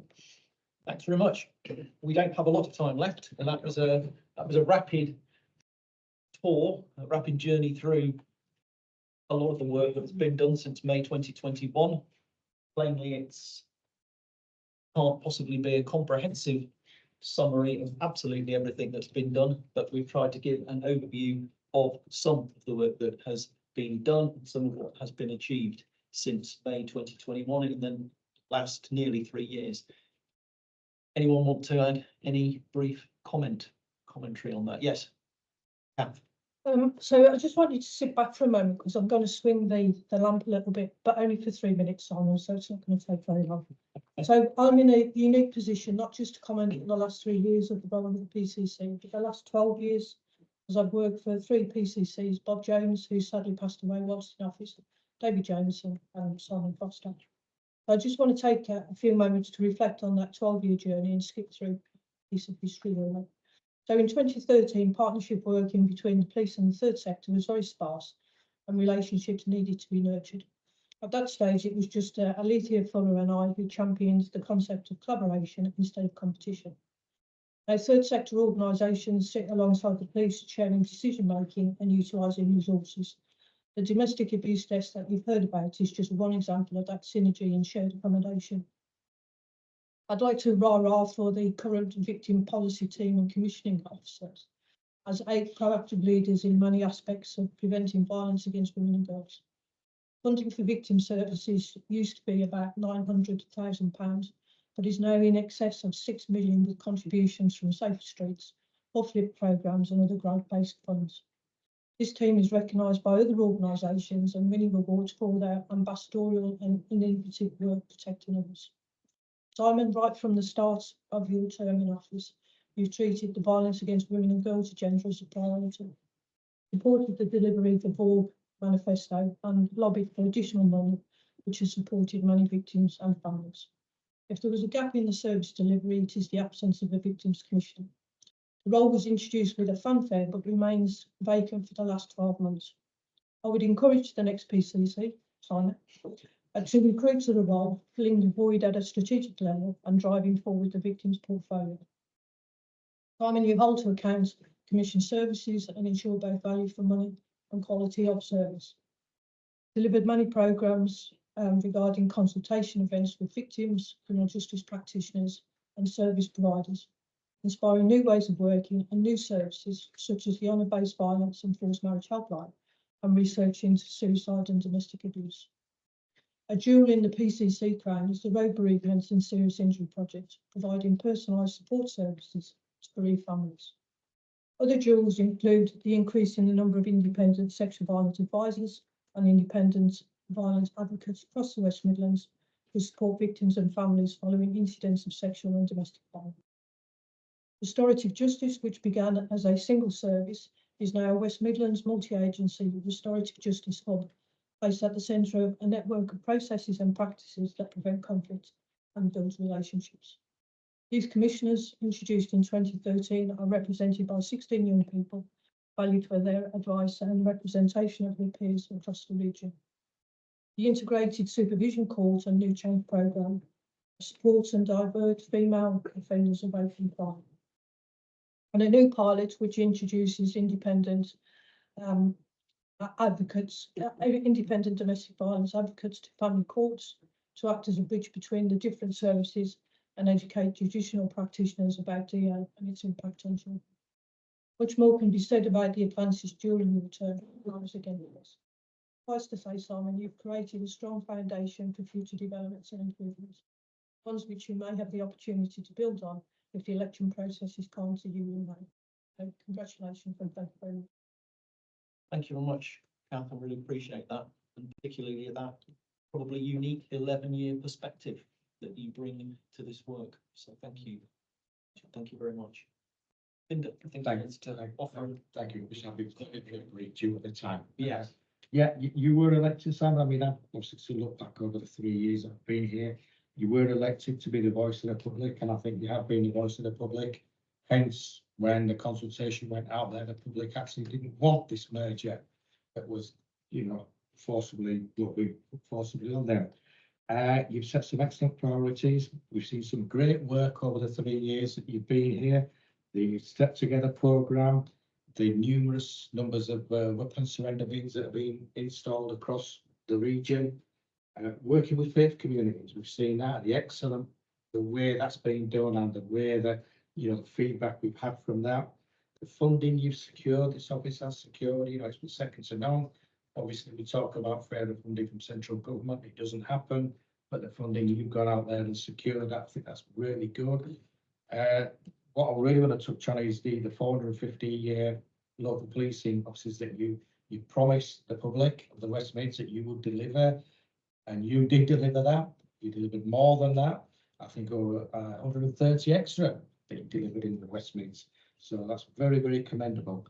And diverting people away from the CJS and the road safety programs. Excellent work, and long may it continue. Do want to talk a lot more, but time's not with me. So apologies. Thank you. Thank you, Bipinda. Is there anybody else who wanted to add any other further thoughts? Charmaine? Yes. So I'll be really quickly. This has been an amazing journey, and one of the things that's really stood out to me through this, through your reign so far, has been your interaction with the public and your commitment to, the citizens of the West Midlands, and to any of the, whomever the future PCC will be. I hope that they take on board that and recognise that, the people are the centre of what we do and what is going to be done. It is for the better of us all. Thanks very much, Charmaine. Yes, in view of time, we will just bring this agenda item to a conclusion, but I would just say, as I said when I was elected, I wanted to be a People and Communities Police and Crime Commissioner. And what I meant by that was a PCC who engaged with, listened to and worked with the people and communities of the West Midlands for the greater good of us all. Because no matter how effective policing is, it cannot prevent, tackle and reduce crime all on its own. It has to be a collective, collaborative and cooperative partnership and a team approach. Policing must be done with people and not to people. And in our country, that is what we call policing by consent. And there's no better illustration of that than the list of organisations, for example, that was set out on that final slide, all of whom have played their part, as indeed have all of the Office of the Police and Crime Commissioner team, the members of my Strategic Policing and Crime Board, and West Midlands police officers and staff. And I thank each and every one of you for everything that you've contributed during the course of the last 3 years.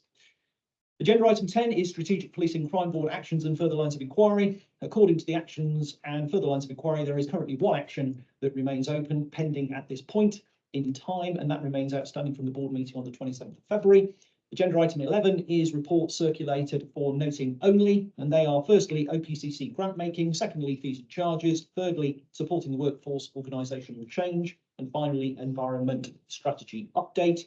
Agenda item 12 is the close of the meeting. And we don't have a date for the next meeting because that will have to await the outcome of the election that is due to take place on the 2nd of May 2024. I want to thank everyone who's attended and contributed to this meeting of the Strategic Policing and Crime Board today. It's much appreciated. That completes the agenda for this meeting of the board, and I formally declare this board meeting closed. Thank you.